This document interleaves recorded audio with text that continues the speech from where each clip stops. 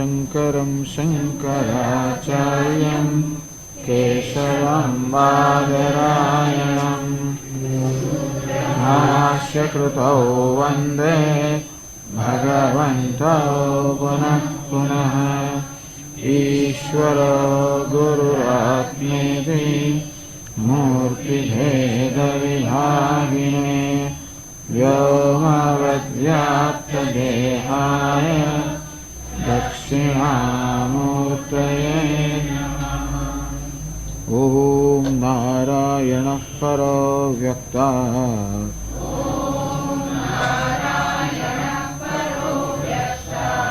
अण्डमव्यक्तसम्भवम् अण्डस्यान्तस्त्विमे लोकाः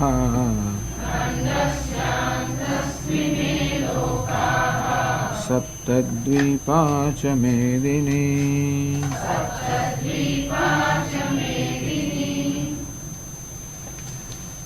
अठारहमा अध्यायમાં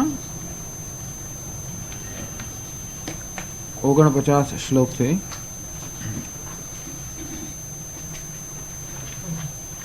असक्त बुद्धि सर्वत्र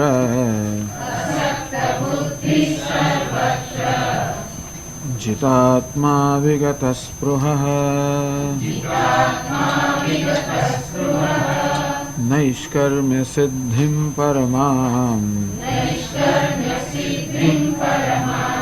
संन्यासेनाधिगच्छति।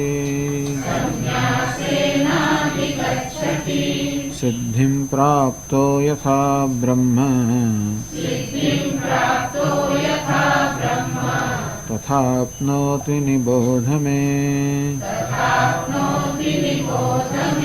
समासेनैव कौन्तेय निष्ठा ज्ञानस्य या परा।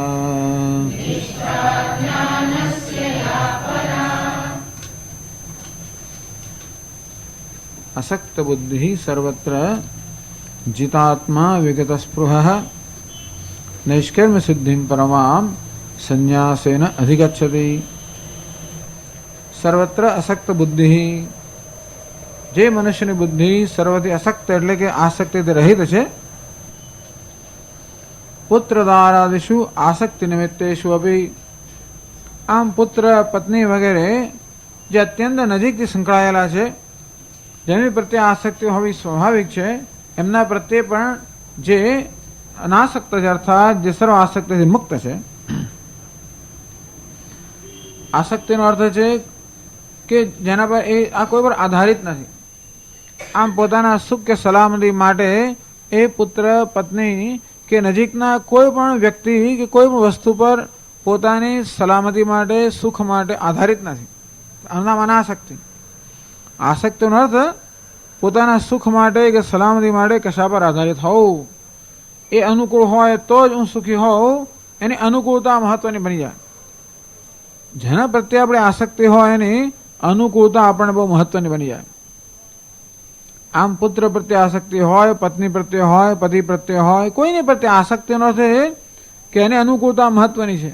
એ અનુકૂળ હોય તો હું સુખી છું, અનુકૂળ ના હોય તો દુઃખ થાય. અને આસક્તિ તો હવે આસક્તિ જ્યાં હોય ત્યાં હંમેશા આપણું મન આવી વ્યક્તિઓ કે આવી વસ્તુની અંદર જ અટવાયેલું રહેવાનું. કારણ કે એમની અનુકૂળતા ખૂબ મહત્વની છે. કોઈક રીતે બધા એ અનુકૂળ રહે, પ્રતિકૂળ ના બને. અંતેથી મારે હંમેશા એમને અનુકૂળ રાખવા માટે, ખુશ કરવા માટે સતત પ્રયત્નશીલ રહેવું જોઈએ. આસક્તિમાં આવું થતું હોય. અંતેથી મને કદાચ પ્રતિકૂળ થઈ જશે, કદાચ મારો તિરસ્કાર કરશે, કદાચ મારો અનાદર કરશે, અસ્વીકાર કરશે તો મારું શું થશે? આ પ્રકારનો સંબંધ કશા પણ સાથે હોય એને આપણે આસક્તિ કહીએ. તો આપણને શાસ્ત્રમાં હંમેશા આસક્તિથી મુક્ત થવાનું કહેવામાં એટલા જ માટે કે આપણું મન આવી કશી વસ્તુમાં આસક્ત હોય તો હંમેશા એના ચિંતનમાં જ રચેલું હોય. જે વસ્તુમાં આસક્તિ હોય એનું ચિંતન મન કર્યા જ કરતું હોય. કારણ કે એની અનુકૂળતા મહત્વની છે. તેથી એ અનુકૂળ છે કે નહીં, શું કરતો અનુકૂળ રહે, શું ન કરતો પ્રતિકૂળ ના રહે. તો આવું મન જે છે એ અન્યત્ર આસક્તિ ધરાવનારું છે, અન્યત્ર અટવાઈ ગયેલું છે, એ આત્મચિંતન માટે ઉપલબ્ધ ન થાય. એટલે કહ્યું અસક્ત બુદ્ધિ સર્વત્ર, બધી જ જગ્યાએ જેની બુદ્ધિ અસક્ત અર્થાત આસક્તિથી રહિત છે.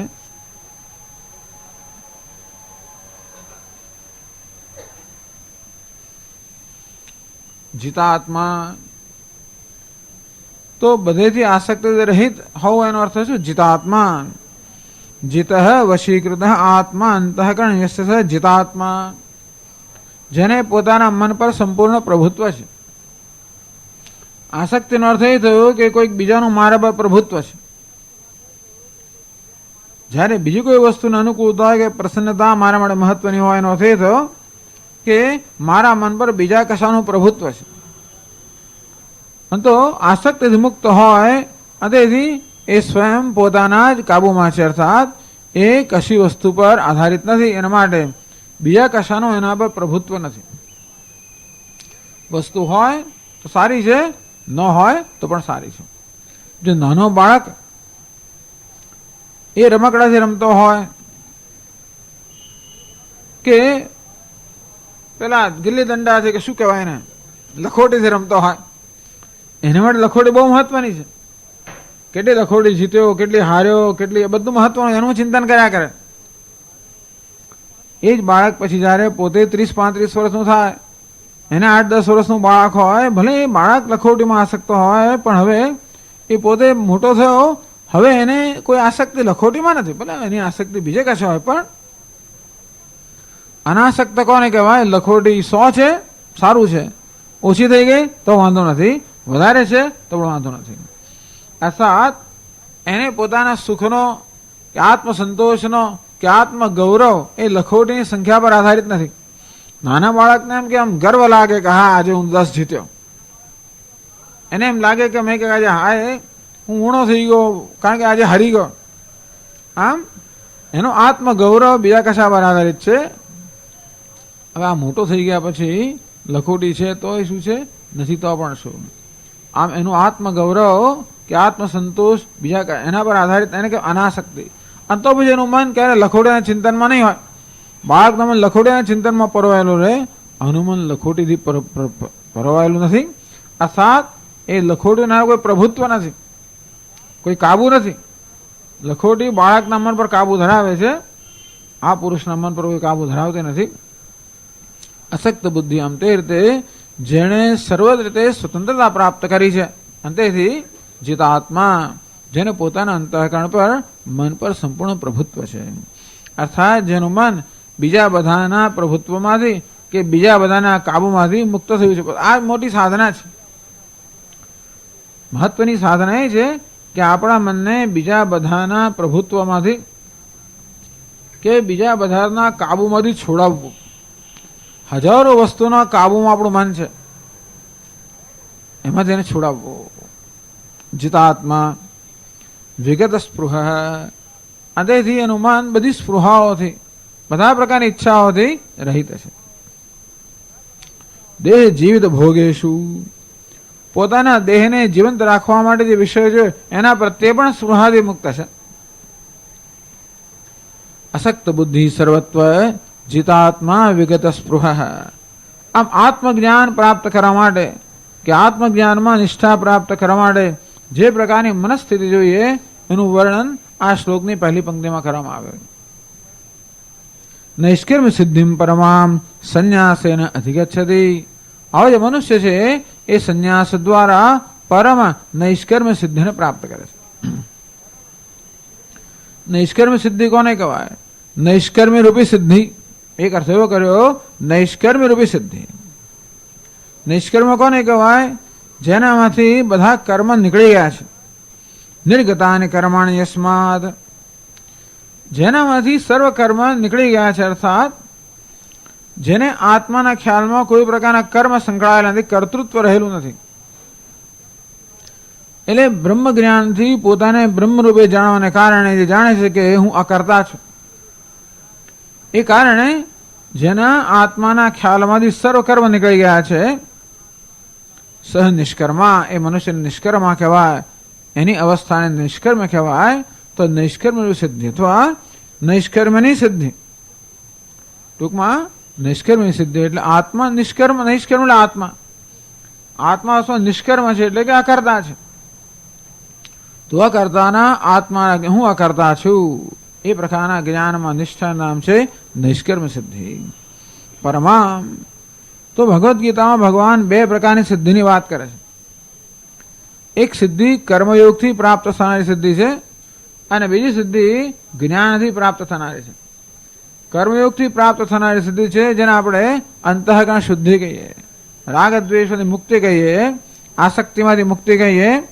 એટલે કે આ જ્ઞાન પ્રાપ્ત કરવા માટે જે પ્રકારની મનની અવસ્થા જોઈએ, જેને આપણે ચિત્તે શુદ્ધિ ને ચિત્તે એકાગ્રતા કહીએ, એક સિદ્ધિ છે. છઠ્ઠા અધ્યાયને યોગારૂઢતા એમ કહેવામાં આવ્યું. યોગમાં આરૂઢ થવાની યોગ્યતા પહેલી સિદ્ધિ. અને બીજી સિદ્ધિ એ પ્રકારના મન વડે જ્ઞાન પ્રાપ્ત કરવું અને જ્ઞાનમાં નિષ્ઠા પ્રાપ્ત કરવી. આ જ્ઞાન નિષ્ઠા રૂપી બીજી સિદ્ધિ એટલે પરમામ સિદ્ધિ. આ નિષ્કર્મ સિદ્ધિ કેવી છે? પરમ સિદ્ધિ. પેલી અંતઃકરણ શુદ્ધિ રૂપી સિદ્ધિ કરતા અત્યંત ચઢિયાતી આ જ્ઞાનમાં નિષ્ઠારૂપી જે સિદ્ધિ છે એને આવો મનુષ્ય પ્રાપ્ત કરે છે. સંન્યાસેન અધિગચ્છતિ. સંન્યાસ દ્વારા, સંન્યાસ એટલે સર્વ કર્મનો ત્યાગ, એ પ્રકારનો સંન્યાસ એટલે બધા વ્યવહારમાંથી મુક્તિ. સંન્યાસનો અર્થ છે કોઈ પ્રકારનો વ્યવહારની આવશ્યકતા નથી. જ્યાં સુધી મનુષ્ય ગૃહસ્થાશ્રમમાં હોય એટલે કે પોતાની ફરજને વરેલો હોય ત્યાં સુધી અનેક પ્રકારની જરૂરિયાતો, અનેક પ્રકારના રોકાણો એના હોવાના, અનેક પ્રકારની માગણી એની તરફથી હોવાની, એના પ્રત્યે હોવાની.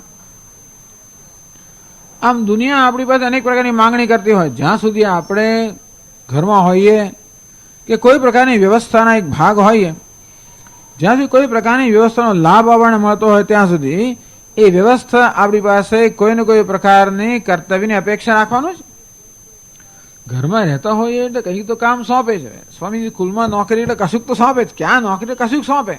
જરાક સમય મળ્યો આ કરો, જરાક સમય મળ્યો પેલું કરો. આમ ઘરની અંદર પણ એવું છે. રહેતા હોય એટલે કશું ને કશું કામ તો હોય જ. ના હોય તો સોંપે પછી આપણને. એ સ્વાભાવિક જ છે ને, હોય હોવું જ જેવું. ટૂંકમાં સંન્યાસનો અર્થ છે કે આ પ્રકારની બધી વ્યવસ્થામાંથી મુક્તિ. આ સંન્યાસ કોઈ વ્યવસ્થાનો ભાગ નથી. એના માટે કોઈને એની પાસેથી અપેક્ષા નથી, એને કોઈ પાસેથી અપેક્ષા નથી. જ્યાં સુધી આપણને બીજા પાસે અપેક્ષા હોય ત્યાં સુધી બીજાઓની અપેક્ષાઓ પૂરી કરવી આપણી ફરજ છે. તો સંન્યાસનો અર્થ છે બધા કર્તવ્યમાંથી મુક્તિ. એવો એક સંન્યાસ. તો આ એને સંન્યાસનો બીજો અર્થ કર્યો સમ્યક દર્શનેનવા. સંન્યાસ એટલે કે પારમાર્થિક સંન્યાસ. આ સંન્યાસ શબ્દના પણ બે અર્થ કરે છે.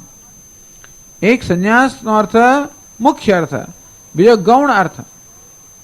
સંન્યાસનો મુખ્ય અર્થ એ કે આત્માનું દર્શન, જ્ઞાન. સમ્યક દર્શનમ. સમ્યક દર્શન એટલે આત્માનું યથાર્થ જ્ઞાન કે બ્રહ્મ જ્ઞાન. એને જ મુખ્ય અર્થમાં ગીતામાં સંન્યાસ કહ્યો છે. પણ સંન્યાસ શબ્દનો ગૌણ અર્થ એ કે આવું જ્ઞાન પ્રાપ્ત કરવા માટે સાધક એક પ્રકારની જીવન રીતિ સ્વીકારે, જેને આપણે વિવિધિશા સંન્યાસ કહ્યો. અર્થાત પોતાના કર્તવ્ય કર્મનો ત્યાગ કરે અને ગુરુ પાસે જાય.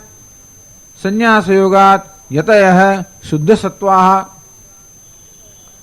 તો શુદ્ધ સત્વાહ યતયઃ, જેનો અંતઃકરણ શુદ્ધ છે એવા યતિઓ આ પ્રકારની સંન્યાસ નામની જીવન રીતિ સ્વીકારે, ગુરુ પાસે જાય અને શાસ્ત્રોનું શ્રવણ મનન વગેરેમાં પોતાના જીવનને વ્યતીત કરે.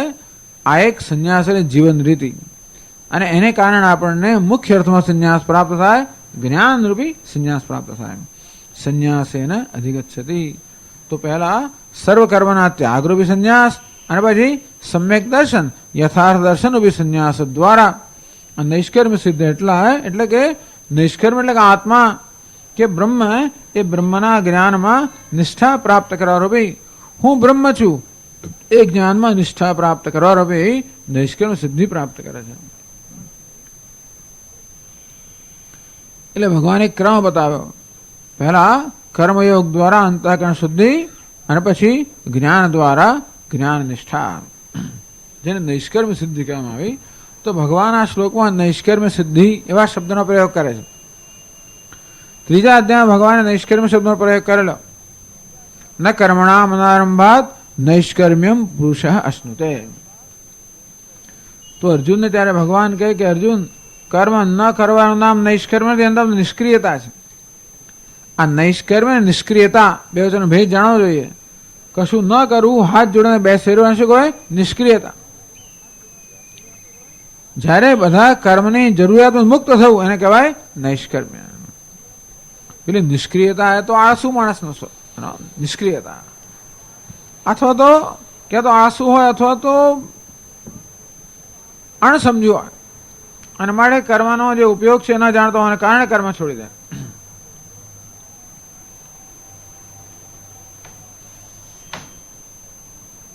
પછી 50મા શ્લોકમાં કહે છે, સિદ્ધિમ પ્રાપ્તો યથા બ્રહ્મ તથાપ્નોતિ નિબોધ મે સમાસેનૈવ કૌંતેય નિષ્ઠા જ્ઞાનસ્ય યા પરા.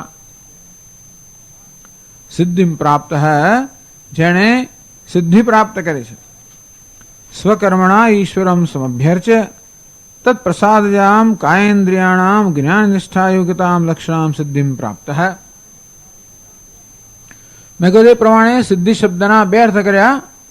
સિદ્ધિની બે કક્ષાઓ કહેવામાં આવી. પહેલી કક્ષા એ છે કે કર્મયોગ દ્વારા સિદ્ધિ પ્રાપ્ત કરવી.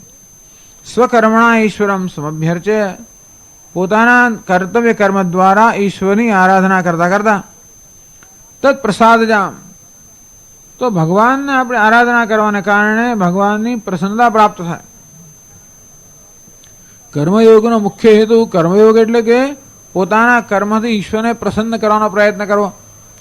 જે કે નાનું મોટું કામ કરતા હોય એ દ્વારા અને એને પરમેશ્વર પ્રિયતા, પરમેશ્વર પસંદ થાય. આમ નાનામાં નાના કર્મમાં પણ ભગવાનને જોડવો. કર્મયોગી શું કરે? એવું નથી કે હા આપણે થોડો સમય જીવનમાં દિવસ દરમિયાન ભગવાનની સેવા પૂજા અર્ચના કરી શકીએ, ત્યારે તો ભગવાન આપણી સમક્ષ જ હોય અને જે કર્મ કરીએ ભગવાનને અર્પણ થાય. પણ રોજ બરોજનું કર્મ કરતા હોઈએ ત્યારે પણ ભગવાનને કઈ રીતે અંદર સાંકળવો? તો જે કે નાનું મોટું કર્મ કરતા હોઈએ એ દ્વારા પણ ભગવાન કેમ પ્રસન્ન થાય? તો એ આપણું કર્મ જે છે એ કર્મયોગ બની જાય. ઈશ્વર, દરેક રૂપમાં રહેલો ઈશ્વર જે છે એ કેમ પ્રસન્ન થાય? જગતમાં જે નિયતિ છે, જગતમાં જે સંવાદિતા છે, એ સંવાદિતામાં કેવી રીતે આપણે સૂર પુરાવીએ? જગતમાં સંવાદિતા છે એનો આપણે ભંગ ના કરીએ. જેમ ઓર્કેસ્ટ્રામાં અનેક બધા વાદ્યકારો પોતાના વાદ્ય વગાડતા હોય અને બધા એક જ સૂરમાં વગાડે ને, અને તો ત્યાં આગળ એક સરસ સંગીત રચાય. આપણું જીવન પણ એવી રીતે જગતમાં જે નિયમ છે, કાયદો છે, સંવાદિતા છે, એમાં આપણા કર્મ દ્વારા સૂર પુરાવીએ. જગતમાં બધે સહકારની ભાવના છે. કુદરતમાં સહકારની ભાવના છે. ક્યાં કોઈ બગાડ નથી. દરેક વસ્તુનો યોગ્ય ઉપયોગ છે. દરેક વસ્તુ પોતાના સ્થાને રહે. આપણા જીવનમાં આવું તો આવે. આપણા જીવનમાં આપણો કોઈ બગાડ ન હોય, દરેક વસ્તુનો યોગ્ય ઉપયોગ હોય, દરેક વસ્તુનું સ્થાન સચવાઈ રહેતું હોય, દરેક વસ્તુનો આદર થતો હોય. દરેકનો આદર, જળ વસ્તુ હોય કે ચેતન વસ્તુ, દરેકનો આદર. આ જળ છે માટે એના મારીને મચડીએ વગેરે ગમે તેમ કરીએ એવું નહીં. એને અથાડીએ, પછાડીએ, અથડાવીએ, જેમ તેમ એને પ્રત્યે બેદરકાર રહીએ. આમ બૂઢલા આમ ફેંકીએ, જળ છે ને, બાણમાં આમ પછાડીએ. ચાલતા ચાલતા કશાને ઠોકર મારતા જઈએ, વળી ચાલતા કંઈક થોડા છોડ ઉખાડતા જઈએ, ઘાસ એવું કરતા જઈએ.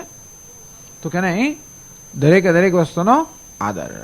સર્વત્ર ઈશ્વર હોવાના કારણે દરેક વસ્તુનો આદર. તો આપણા જીવનમાં આ પ્રકારે ઈશ્વર, આ જગત રૂપે અભિવ્યક્ત થયેલા ઈશ્વરનો આદર હોય અને એને કારણે જે કોઈ કર્મ થાય એ કર્મ ઈશ્વરના આદરની અભિવ્યક્તિ રૂપે થાય. સર્વત્ર રહેલો ઈશ્વર કેમ પ્રસન્ન થાય?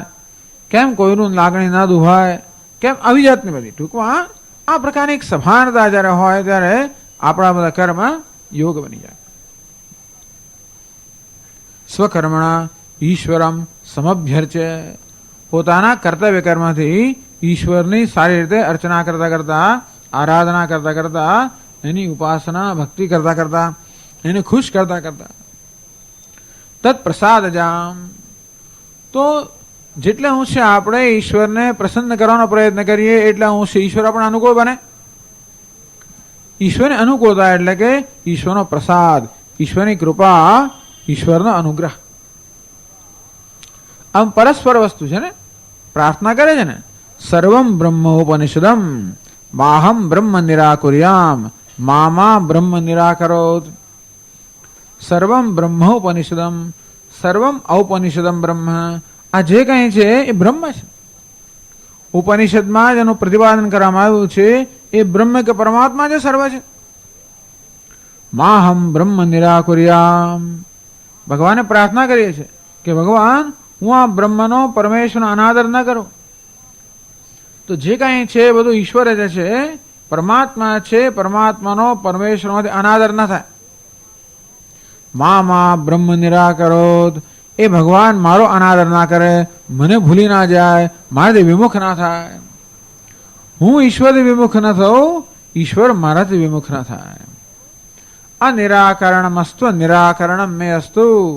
અમે પરસ્પર અનુમુખ થઈએ, સમ્મુખ થઈએ. મારા જીવનમાં ઈશ્વરની સમ્મુખતા હોય, ઈશ્વર મને સમ્મુખ થાય. મારું જીવન ઈશ્વરના અનુકૂળ હોય, ઈશ્વર મને અનુકૂળ બને. આવું છે. યે યથા મામ પ્રપદ્યન્તે તામ તથૈવ ભજામ્યહમ. ભગવાન કહે છે જે રીતે આ ભક્તો મારી આરાધના કરે એ રીતે એમના પર અનુગ્રહ કરતા હોય. આપણી આરાધનામાં એક જ વસ્તુ કે ઈશ્વર પ્રસન્ન થાય, બસ આપણે આટલું જ જોઈએ. બને ત્યાં સુધી આપણે કોઈ દુનિયાવી વસ્તુની માંગે ના કરીએ. એ ઈશ્વર જ છે. હવે તમે કોઈ બધું ઈશ્વર છે તો પછી બરાબર છે, પણ આપણે બને ત્યાં સુધી દુનિયાવી વસ્તુની માંગે ના કરીએ. એ ભગવાન પર છોડીએ. દુનિયાવી વસ્તુ મને મળવી જોઈએ કે નહીં એનો નિર્ણય ભગવાન પર છોડીએ. આપણે તો કે ભગવાન તું પ્રસન્ન થા. કારણ કે આપણે ભગવાન પાસે માંગીએ, માત્ર ભગવાને જ માંગીએ. શું કામ નાની વસ્તુને માંગીએ? ભગવાન પાસે માંગવું જ જો હોય તો પછી નાની નાની વસ્તુ શું કામ માંગીએ? ભગવાને જ માંગીએ. આમ આપણું જીવન ભગવાનને પ્રસન્ન કરવા માટે હોય, એ દ્વારા આપણને ભગવાનની પ્રસન્નતા પ્રાપ્ત થાય. આ પ્રકારની જીવન રીતેને કર્મયોગ કે ભક્તિયોગ એક જ વસ્તુ છે. કર્મયોગ અથવા ભક્તિયોગ. તો ભક્તિ એટલે શું? ભગવાનને પ્રસન્ન કરવાનો પ્રયત્ન, જેના પરિણામે ભગવાન આપણા પ્રસન્ન થાય. એ તો ત્યાં સુધી પ્રસન્ન થાય કે આપણું બધું કામ પાર પાડે. ભગવાન કહે છે કે તેષામહમ સમુદ્ધરતા મૃત્યુ સંસાર સાગરાત ભવામી. આ પ્રકારે જે ભક્તો મને પ્રસન્ન કરવામાં જ રત છે એમને હું આ મૃત્યુયુક્ત સંસાર સાગરમાંથી એમનો ઉદ્ધાર કરું છું. તો ભગવાન એટલું કરે, એટલે સુધી કરે.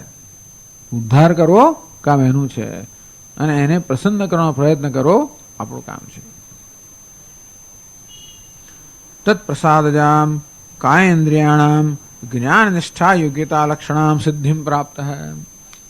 તો આ પ્રકારે ઈશ્વરને પ્રસન્ન કરવાની જીવન જીવીએ તો શંકરાચાર્ય મહારાજ કહે છે કાયેન્દ્રિયાણામ જ્ઞાન નિષ્ઠા યોગ્યતા લક્ષણામ સિદ્ધિમ. આપણું શરીર, આપણી ઇન્દ્રિયો, આપણું મન આ બધું પ્રસન્ન થાય. ઈશ્વરની પ્રસન્નતા આપણને આપણી પોતાની પ્રસન્નતામાં પ્રાપ્ત થાય. આપણને આપણી પોતાની પ્રસન્નતા જોઈએ. આપણું શરીર, આપણી ઇન્દ્રિયો, આપણું મન આ બધું આપણે પ્રસન્ન બને, અનુકૂળ બને. અર્થાત એટલે જ્ઞાન નિષ્ઠા યોગ્યતા લક્ષણામ સિદ્ધિમ. એ બધું જ્ઞાન પ્રાપ્તિ માટે અને જ્ઞાનમાં નિષ્ઠા પ્રાપ્ત કરવાની યોગ્યતા પ્રાપ્ત કરે. ટૂંકમાં આપણું શરીર, ઇન્દ્રિયો, મન, બુદ્ધિ આપણને આમાં સાથ આપે, અનુકૂળ બને, પ્રસન્ન બને. તો જ આપણે એને જ્ઞાન સાધનામાં જોડી શકીએ ને. ભલે આપણે ગુરુ પાસે જઈએ ખરા બધું છોડીને, પરંતુ આપણું પોતાનું મન કે ઇન્દ્રિયો કે શરીર આપણે પ્રસન્ન ના હોય તો પછી એનો અર્થ નથી રહેતો. માત્ર આપણને ઉપદેશ સંભળાવવામાં આવે એટલું પૂરતું નથી, પરંતુ ઉપદેશ ગ્રહણ કરવાનું પણ આપણું કાર્ય તો ખરું જ ને. એ ત્યારે થઈ શકે જ્યારે ઉપદેશ ગ્રહણ કરવા માટે આપણું ચિત્ત આપણી પાસે હોય, આપણું મન આપણને અનુકૂળ હોય. મન અનેક પ્રકારની બીજી માંગણી કરે. આપણે અહીંયા ક્લાસમાં બેઠા હોઈએ અને મન હજાર જાતની બીજી વસ્તુની માંગણી કર્યા કરતો હોય, બીજી બધી ચિંતાઓ કર્યા કરતો કરે. ભલે આપણને ભગવાન મહત્વનું છે, પણ મનને ભગવાન મહત્વનું નથી, એને બીજી વસ્તુ મહત્વની હોય. મનને કદાચ પોતાનું ઘર મહત્વનું હોય, ગાડી મહત્વની હોય, બાળકો મહત્વ, 1000 વસ્તુ મહત્વની હોય. તો એવું હોય ત્યારે એ મન આપણને સહકાર ન જ આપે ને. તો મન સહકાર આપે એટલે કે મનને પણ એ જ વસ્તુ મહત્વની છે જે મને મહત્વની છે. મારા માટે ઈશ્વર મહત્વનો છે, જ્ઞાન મહત્વનું છે, જ્ઞાન નિષ્ઠા મહત્વની છે, મોક્ષ મહત્વનો છે. આપણા મનને પણ એ જ વસ્તુનું મહત્વ હોય અને બીજી બધી વસ્તુનું મહત્વ જતું રહે. સ્વામી દયાનંદ મહારાજની ભાષામાં કહ્યું હતો કે કોઈ અજંડા ના રહે. અજંડા એટલે કોઈ પ્રકારના બીજો હવે આપણામાં કોઈ ધ્યેય બીજું નથી, એક જ ધ્યેય. તો કાયેન્દ્રિયાણામ જ્ઞાન નિષ્ઠા યોગ્યતા લક્ષણામ સિદ્ધિ પ્રાપ્ત હૈ. આ પ્રકારની સિદ્ધિ જેને પ્રાપ્ત થઈ છે એટલે કે કર્મયોગનું જીવન જીવવાને કારણે અંતઃકરણ શુદ્ધિરૂપી, પોતાના અંતઃકરણની અનુકૂળતારૂપી, પ્રસન્નતારૂપી સિદ્ધિ જેને પ્રાપ્ત થઈ છે તે સિદ્ધિ પ્રાપ્ત હૈ. યથા બ્રહ્મ તથાપ્નોતિ નિબોધને, યથા બ્રહ્મ આપનોતિ તથા મેં નિબોધ. આવો જે સાધક છે એ જેમ બ્રહ્મને પ્રાપ્ત કરે અર્થાત બ્રહ્મ જ્ઞાનમાં નિષ્ઠા પ્રાપ્ત કરે, એ કઈ રીતે પ્રાપ્ત કરે? મેં નિબોધ અર્જુન, તો મારી પાસે સાંભળ.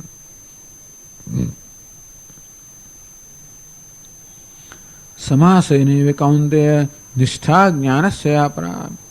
હે કૌંતેય, સમાસેનૈવ સંક્ષેપેણૈવ, હું તને સંક્ષેપમાં કહીશ. 18મો અધ્યાય છે ને, વળી પાછો ક્યાં વિસ્તારથી ક્યાં આગળ બધું જે કહેવામાં આવ્યું છે એનો હવે ઉપસંહાર થઈ રહ્યો છે. એ વસ્તુને હવે આપણને સંક્ષેપમાં પાછું આખો એક વ્યંગાવલોકન કરવામાં આવે છે.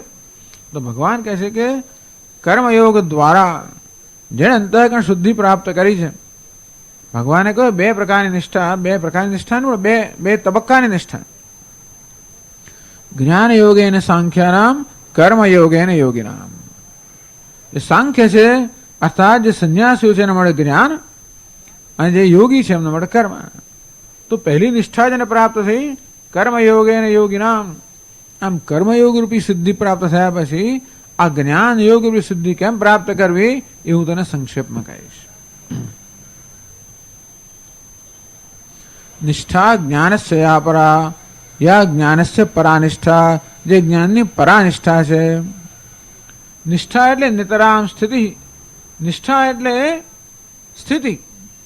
કોઈ વસ્તુમાં સ્વાભાવિક સ્થિતિને આપણે નિષ્ઠા કહીએ. તો આ રીતે હું બ્રહ્મ છું એ જ્ઞાનમાં સ્વાભાવિક સ્થિતિને નિષ્ઠા કહેવાય.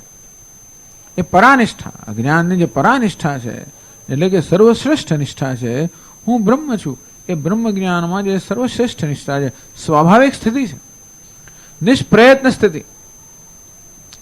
આમ નદી જ્યારે સમુદ્રને મળે ત્યારે નદીની સમુદ્રમાં નિષ્ઠા પ્રાપ્ત થઈ. અર્થાત નદીએ હવે સમુદ્રમાં રહેવા માટે કોઈ પ્રયત્ન ના કરવો પડે. એટલે જ્યાં રહેવા માટે કોઈ પ્રયત્ન ના કરવો પડે એ સ્થિતિને આપણે નિષ્ઠા કહીએ. તો દરેક વસ્તુ હંમેશા પોતાના સ્વભાવ નિષ્ઠા પ્રાપ્ત કરી શકે, બીજે ક્યાંય નિષ્ઠા ના પ્રાપ્ત કરી શકે. નિષ્ઠા એટલે સ્વાભાવિક સ્થિતિ ક્યાં પ્રાપ્ત કરી શકે? જે આપણો સ્વભાવ હોય, જે હોવા માટે કોઈ પ્રયત્ન ના કરવો પડે. જેમ કે અગ્નિએ ગરમ હોવા માટે કોઈ પ્રયત્ન ના કરવો પડે માટે અગ્નિની ઉષ્ણતામાં ગરમીમાં નિષ્ઠા હોય. કે સૂર્ય પણ પ્રકાશ માટે કોઈ પ્રયત્ન ના કરવો પડે માટે સૂર્યની પ્રકાશમાં નિષ્ઠા હોય. જળ જે હોય ને ઠંડકનો સ્વભાવ છે માટે ઠંડુ રહેવા માટે જળ એટલે પાણીએ કશો પ્રયત્ન ના કરવો પડે, નિષ્ઠા. એ પાણીને ગરમ કરીએ તો પાણી ગરમ નિષ્ઠા ના બની શકે, એનો સ્વભાવ નથી. અને તેથી ગરમ થઈ જાય એટલે તરત જ ઠંડુ થવા માટે સંઘર્ષ કરે. ઠંડુ થઈ જાય તો સ્વભાવ પ્રાપ્ત કરે અને ત્યારે એમાં નિષ્ઠ બને. નિષ્ઠા એટલે સમજ પડે ને, નિતરામ સ્થિતિ, કોઈ પ્રકારના પ્રયત્ન વગરની સ્થિતિ, જેમાં રહેવા માટે કોઈ પ્રયત્ન ના કરવો પડે. જમીન પર બેસવા માટે કોઈ પ્રયત્ન ના કરવો પડે. અધ્ધર હવામાં લટકતા હોય તો આપણે પ્રયત્ન કરીએ, ઝાડ પર લટકતા હોય તો પ્રયત્ન કરવો પડે ને, નિષ્ઠા ના કહેવાય. પણ નીચે જમીન પર ઉભા માટે કોઈ પ્રયત્ન ના કરવો પડે એને કહેવાય નિષ્ઠા. આપણે માથા પર ઉભા રહ્યા હોઈએ, ધારો કે શીર્ષાસન કરીએ તો પ્રયત્ન કરવો પડે. પગ પર ઉભા રહીએ તો કોઈ પ્રયત્ન ના કરવો પડે. ટૂંકમાં જે સ્વાભાવિક સ્થિતિ છે એમાં રહેવા માટે કોઈ પ્રયત્ન ના કરવો પડે, એ સ્થિતિ પ્રાપ્ત કરવાનું નામ છે નિષ્ઠા. તેવી રીતે આપણી સ્વાભાવિક સ્થિતિ કઈ છે? કઈ સ્થિતિમાં આપણે સ્વાભાવિક રહી શકીએ, પ્રયત્ન વગર રહી શકીએ? અત્યારે એમ લાગે કે દેહમાં મારી નિષ્ઠા છે, પણ આપણે નિષ્ઠા નથી રાખી શકતા. કારણ દેહમાં જેવી નિષ્ઠા રાખીએ ને કે તરત મનમાં ભય જન્મે કે અરે હવે મારું મૃત્યુ થશે, હવે તો મારી આ ઉંમરથી મારું ફલાણું થશે.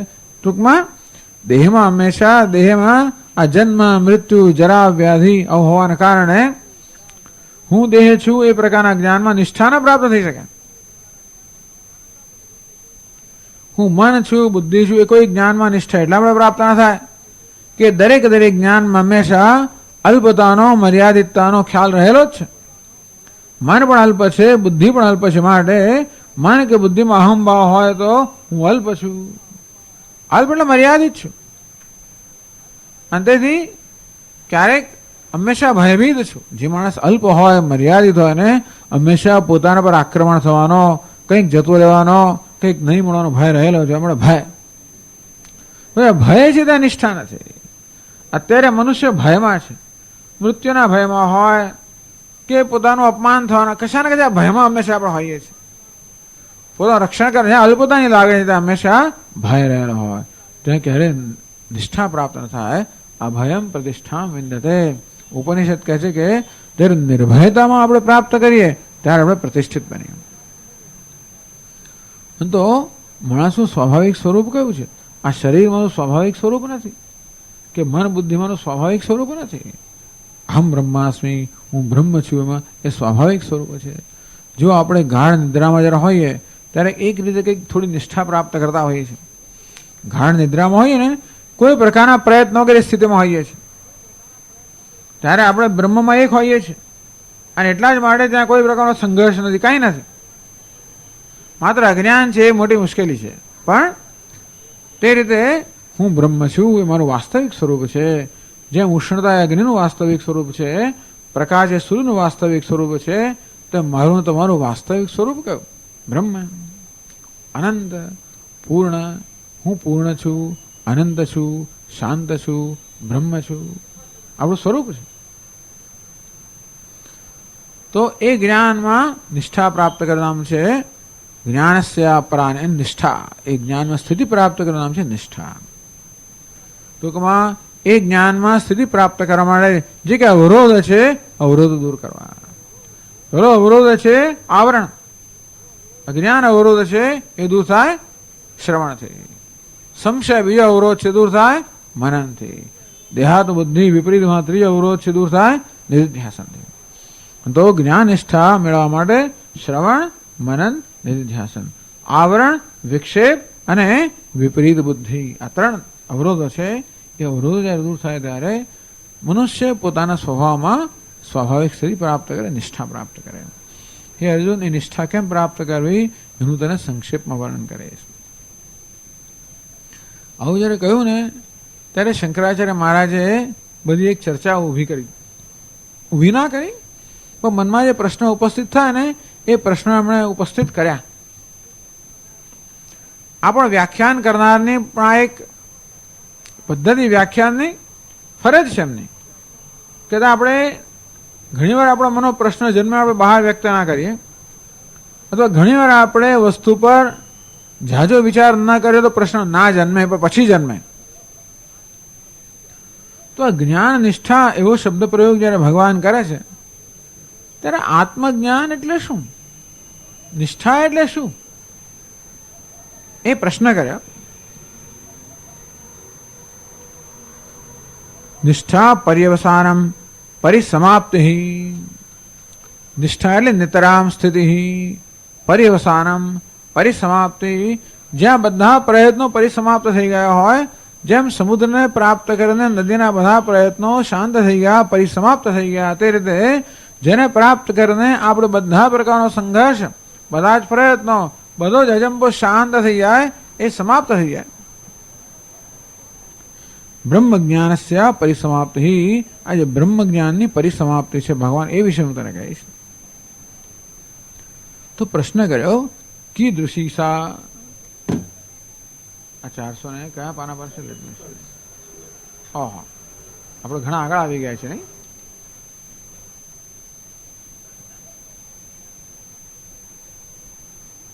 ચાલો ટૂંકમાં આપણે જોઈ લઈએ. કીદ 445 પાના પર છેલ્લો પેરેગ્રાફ.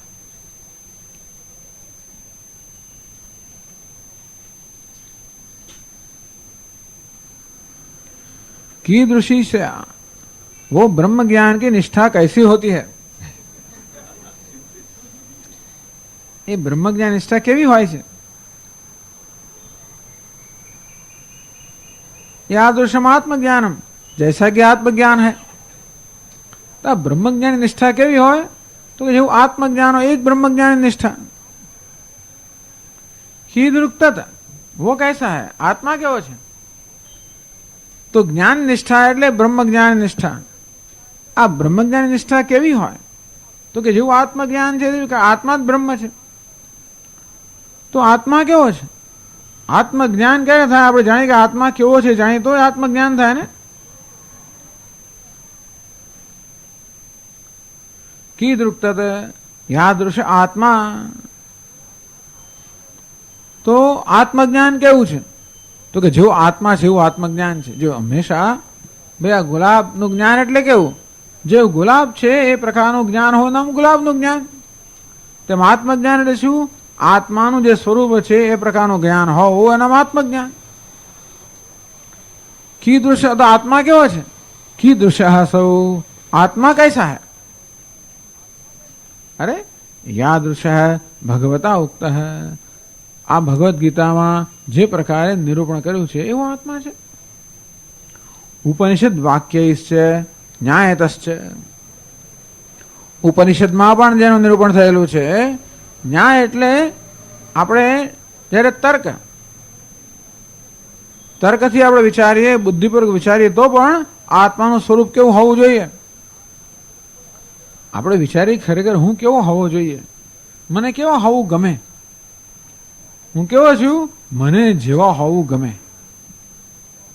આપણે ધારો કે એક નિબંધ લખીએ, મને શું થવું ગમે, મને કેવા હોવું ગમે. તો ભલે ને લોકો એમ કહે કે મારે તો કરોડપતિ થવું છે ફલાણું, પણ ખરેખર પોતાને કેવા હોવું ગમે? પોતાને હંમેશા સ્વતંત્ર હોવું ગમે, બધી પરતંત્રતામાંથી મુક્તિ ગમે, બધી અશાંતિમાંથી મુક્તિ, બધા સંઘર્ષમાંથી મુક્તિ, બધા દુઃખમાંથી મુક્તિ, અજ્ઞાનમાંથી મુક્તિ, મૃત્યુમાંથી મુક્તિ. અસત્યોમાંયથી પ્રભુ પરમ સત્ય તો લઈ જા, ઊંડા અંધારેથી પ્રભુ પરમ તેજે તું લઈ જા, મહામૃત્યુમાંથી અમૃત સમીપે નાથ લઈ જા. બસ અસતોમાં સદગમય, તમસોમાં જ્યોતિર્ગમય, મૃત્યોર્માં અમૃતમ ગમય. અસતમાંથી મુક્તિ, અંધકારમાંથી મુક્તિ, મૃત્યુમાંથી મુક્તિ, અજ્ઞાનમાંથી મુક્તિ, દુઃખમાંથી મુક્તિ. ક્યારે થાય? ત્યારે મને અસ્થિ ભાતિ પ્રિય સચ્ચિત આનંદ આ પ્રકારનું સ્વરૂપ પ્રાપ્ત થાય. દરેક શું બનવું છે? સચ્ચિદાનંદ બનવું છે. આપણે શું બનવા માંગીએ છીએ? કદાચ આપણને સમજ ના હોય, પરંતુ વિચાર કરી ત્યારે ખબર પડે કે મને કેવા થવું ગમે? સચ્ચિદાનંદ થવું ગમે. સત એટલે શું? જે હંમેશા હોય. સત અર્થાત જેનું અસ્તિત્વ ક્યારે ના ભૂસાઈ જાય, એટલે મૃત્યુ ક્યારે પણ ના હોય. ચિત એટલે જે જ્ઞાન, જ્યાં અંધકાર ના હોય, અજ્ઞાન ક્યારે પણ ના હોય, મૂર્ખતા ના હોય, અજ્ઞાન ના હોય, ભ્રમ ના હોય. આનંદ એટલે જ્યાં કોઈ દુઃખ ના હોય, શોક ના હોય, વિષાદ ના હોય, સંઘર્ષ ના હોય. આમ સચ્ચિદાનંદ કેવું થવું આપણને ગમે? સચ્ચિદાનંદ. બસ તો આત્મા કેવો છે? कीदृश आत्मा, आत्मा केवो छे? यादृश भगवता उक्त है. भगवाने जे रीते आत्मानुं निरूपण करेलुं छे बधा अध्यायमां. न जायते म्रियते वा कदाचित, आ जन्म मृत्यु जरा व्याधि बधाथी दुख. तो के आ प्रकारे नैनम छिन्नन्ति शस्त्राणि. तो शरीर अविनाशी छे. आ प्रकारे निर्विकार छे, अविनाशी छे, अकर्ता छे, अभोक्ता छे, नित्य शुद्ध बुद्ध मुक्त छे. आ प्रकारे ઉપનિષદમાં ભગવદ્ ગીતામાં નિરૂપણ થયું ન્યાયતઃ. અને આપણે જ્યારે બુદ્ધિપૂર્વક વિચારીએ, મેં કહ્યું પ્રમાણે મને શું થવું ગમે, ત્યારે ઉત્તરમાં હશે સચ્ચિદાનંદ. એવું આત્મા છે.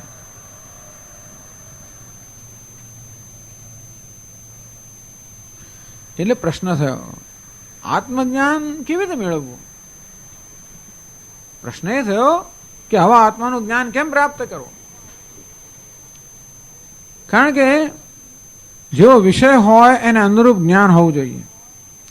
જેમ કે મારા હાથમાં ગુલાબનું ફૂલ છે, તો આ ગુલાબના ફૂલનું જ્ઞાન છે એ કેવું હોવું જોઈએ? ગુલાબના ફૂલના આકારનું હોવું જોઈએ, બરોબર છે ને? જેવો વિષય હોય એવા આકારનું જ્ઞાન હોવું જોઈએ, તેને જ જ્ઞાન કહેવાય. મારી સમક્ષ ગુલાબ હોય અને મને જાસૂદનું જ્ઞાન થાય અંદર, તો બરોબર નથી, એ યથાર્થ જ્ઞાન નથી. તો મને ગુલાબ બતાવવાનો સ્વામી શું આ સસલું છે, ધારો કે એવું કહું તો વિચિત્ર વસ્તુ છે ને, તો એ જ્ઞાન કેવું છે? યથાર્થ જ્ઞાન નથી. યથાર્થ જ્ઞાન કોને કહીએ? જેવી વસ્તુ હોય એ જ આકારનું, એ જ પ્રકારનું જ્ઞાન થાય, નામ જ્ઞાન. તો જેમ ગુલાબનું ફૂલ મારી સમક્ષ હોય તો યથાર્થ જ્ઞાન કોને કહેવાય? ગુલાબના આકારનું જ્ઞાન. અને તે રીતે આત્માનું જ્ઞાન એટલે શું? આત્માના આકારનું જ્ઞાન, જેવું આત્મા તેવું જ્ઞાન. તો ત્યારે ગુલાબ જે છે, ગુલાબનું ફૂલ મારા જ્ઞાનનો વિષય છે. અને તે રીતે આત્મા જ્યારે મારા જ્ઞાનનો વિષય બને અને મારા મનમાં આત્માના આકારની વૃત્તિ ઉત્પન્ન થાય ત્યારે મને આત્મજ્ઞાન થાય. એટલે કહે છે નનુ વિષયાકારમ જ્ઞાનમ. પ્રશ્ન એ છે કે જ્ઞાન હંમેશા પેલા વિષયના આકારનો હોય. જેમ કે ગુલાબ હોય તો ગુલાબનું જ્ઞાન એટલે ગુલાબના આકારનું જ્ઞાન. મારા મનમાં પણ ગુલાબના આકારની વૃત્તિ જન્મે ત્યારે ગુલાબનું જ્ઞાન થયું. પરંતુ ન વિષય ના બી આકારવાન આત્મા હતી. પણ આત્મા તો વિષય પણ નથી, ગુલાબની જેમ મારાથી ભિન્ન પણ નથી અને એનો આકાર પણ નથી. ગુલાબને આકાર છે, રૂપ છે, રંગ છે, એવું આત્માને કોઈ વિશેષતા નથી. આત્મા વિષય પણ નથી. અને તો પછી આત્માનું જ્ઞાન કેવી રીતે જન્મી શકે? આત્માનું જ્ઞાન જન્માવું કેવી રીતે? આ ફૂલનું જ્ઞાન તો જન્માવાય, કારણ કે ફૂલ તો મારા જ્ઞાનનો વિષય છે, ઇન્દ્રિયોનો વિષય છે. એને રૂપ છે, રંગ છે, વિશેષતા છે. આત્મા રૂપ નથી, રંગ નથી, વિશેષતા નથી. વળી એ મારા ઇન્દ્રિયના કે મન બુદ્ધિના જ્ઞાનનો વિષય ના બને છે, એનું વિષયકરણ ના થઈ શકે. અને તો પછી આત્માનું જ્ઞાન પ્રાપ્ત કેમ કરવું? આ એક પ્રશ્ન ઉઠાવ્યો.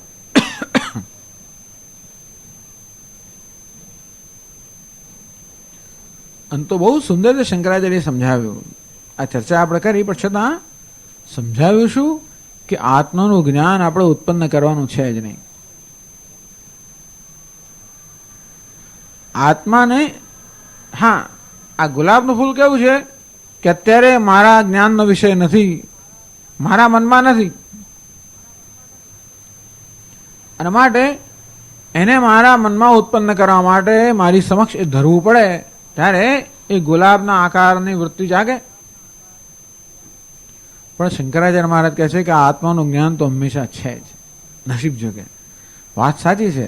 આત્મા તો આકાર વગરનો છે, આત્મા વિષય પણ નથી. અને એ રીતે જો ગુલાબની જેમ આત્માને જાણવાનો હોત, ગુલાબની જેમ આત્માને આપણી સમક્ષ ઉપસ્થિત કરવાનો હોત તો ક્યારે આત્માનું જ્ઞાન થઈ જ ના શકે હોત. બ્રહ્મનું જ્ઞાન થઈ જ ના શકે. બ્રહ્મ નિરાકાર છે, નિર્વિશેષ છે. અને ક્યારે પણ આપણું મન આ નિરાકાર નિર્વિશેષ જે છે એનું વિષયકરણ કરી જ ના શકે. પરંતુ નસીબ જોગે આત્મા ક્યારે પણ આપણા જ્ઞાનની બહાર છે જ નહીં. એટલે કે આત્મા હંમેશા આપણા જ્ઞાનનો વિષય છે જ. જો આત્મા જ્ઞાનનો વિષય હોય જ, એટલે કે આત્માનું જ્ઞાન હંમેશા આપણને છે જ. એવું ક્યારે પણ નથી જ્યારે આપણને આત્માનું જ્ઞાન ન હોય. તો પછી શું કરવાની, આ બધું કરવાની જરૂર? આત્માનું જ્ઞાન જો હોય આપણને તો પછી આપણે કરવાનું શું કે છે?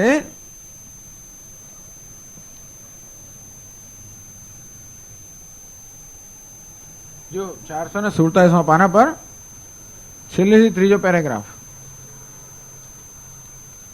તસ્માત અવિદ્યા અધ્યારોપણ નિરાકરણ માત્રમ બ્રહ્મણી કર્તવ્યમ ન તો બ્રહ્મ જ્ઞાને યત્ન અત્યંત પ્રસિદ્ધત્વાત. અથવા એથી પણ આગળ જુઓ તો ઉપરથી ચોથો પેરેગ્રાફ. અતઃ આત્મવિષય જ્ઞાનમ ન વિધાતવ્યમ. ટૂંકમાં આત્માનું જ્ઞાન પ્રાપ્ત કરો એવું કહેવાની કોઈ જરૂર જ નથી. જો આત્માનું જ્ઞાન ન હોય તો એને પ્રાપ્ત કરવાનો પ્રશ્ન છે ને? કેમ તારી? અરે જો આત્માનું જ્ઞાન પ્રાપ્ત કરવાનું ન હોય તો કરવાનું શું ત્યારે? તો કહે છે નામ રૂપાદિ અનાત્મને નામ રૂપાદિ અનાત્મા અધ્યારોપણ નિવૃત્તિ હેવ કાર્ય. આમાં થાય છે શું કે આત્મજ્ઞાનની જોડે જોડે અનાત્મા પણ ભળી ગયેલો છે. આત્મજ્ઞાન તો છે જ, હંમેશા દરેક જ્ઞાનમાં હું આત્મા તો રહેલો જ છે, પણ એ હું ના ખ્યાલની સાથે જે હું નથી એનો ખ્યાલ પણ અંદર ભળી ગયેલો છે. આપણે જે હું નો ખ્યાલ એટલે જ આત્માનું જ્ઞાન, પણ હું ના ખ્યાલની અંદર જે હું નથી એ પણ ભળી ગયેલું છે. પુરુષ પ્રકૃતિસ્થો હિ ભૂંગતે પ્રકૃતિજાન ગુણાન. આ પ્રકૃતિ અર્થાત આ દેહ ઇન્દ્રિય મન બુદ્ધિ રૂપી ઉપાધિ જે છે એ ઉપાધિ અત્યંત ઇદમ એટલે જે હું નથી એ પણ ભળી ગયેલું છે. અત્યારે જયારે મારો હું નો વિચાર કરું ત્યારે એમાં શરીર પણ આવી જાય, ઇન્દ્રિયો પણ આવી જાય, મન પણ આવી જાય, બુદ્ધિ પણ આવી જાય, અહંકાર આવી જાય છે. આને કહેવાય અધ્યારોપ. અર્થાત જે આત્મા નથી, જે હું નથી એને પણ આત્મા માની લેવામાં આવે છે. આત્માને તો આત્મા માનવામાં આવે જ છે, કારણ કે એમાં તો આપણે છૂટકો જ નથી. નસીબ જો કે આત્માને ન જાણવો કે આત્માથી વિમુખ થવું, આત્માથી અજ્ઞાત હોવું, આત્માને પોતાના જ્ઞાનમાંથી કે પોતાની સભાનતાથી દૂર કરવો, એવું બની જ ના શકે. બધી સભાનતા આત્મા પર જ આધારિત છે. એટલે કે આત્માનું જ્ઞાન એની સભાનતા હંમેશા હોય જ છે, પરંતુ જે આત્મા નથી એની પણ સભાનતા હોવાને કારણે એ બધાને આત્માને લેવામાં આવે છે. આમ શરીર આત્મા નથી, મન આત્મા નથી, આ ઇન્દ્રિયો આત્મા નથી, એ બધાને પણ આત્માને લેવામાં આવે છે. એને કારણે એ બધાની મર્યાદાઓને આત્માની પોતાની મર્યાદા માનવામાં આવે છે. એટલા માટે આપણને હું મર્યાદિત છું, અલ્પ છું, બંધનમાં છું, એ પ્રકારનો એક ભ્રમ છે. આમ દરેક મનુષ્ય ભ્રમથી પીડાય છે.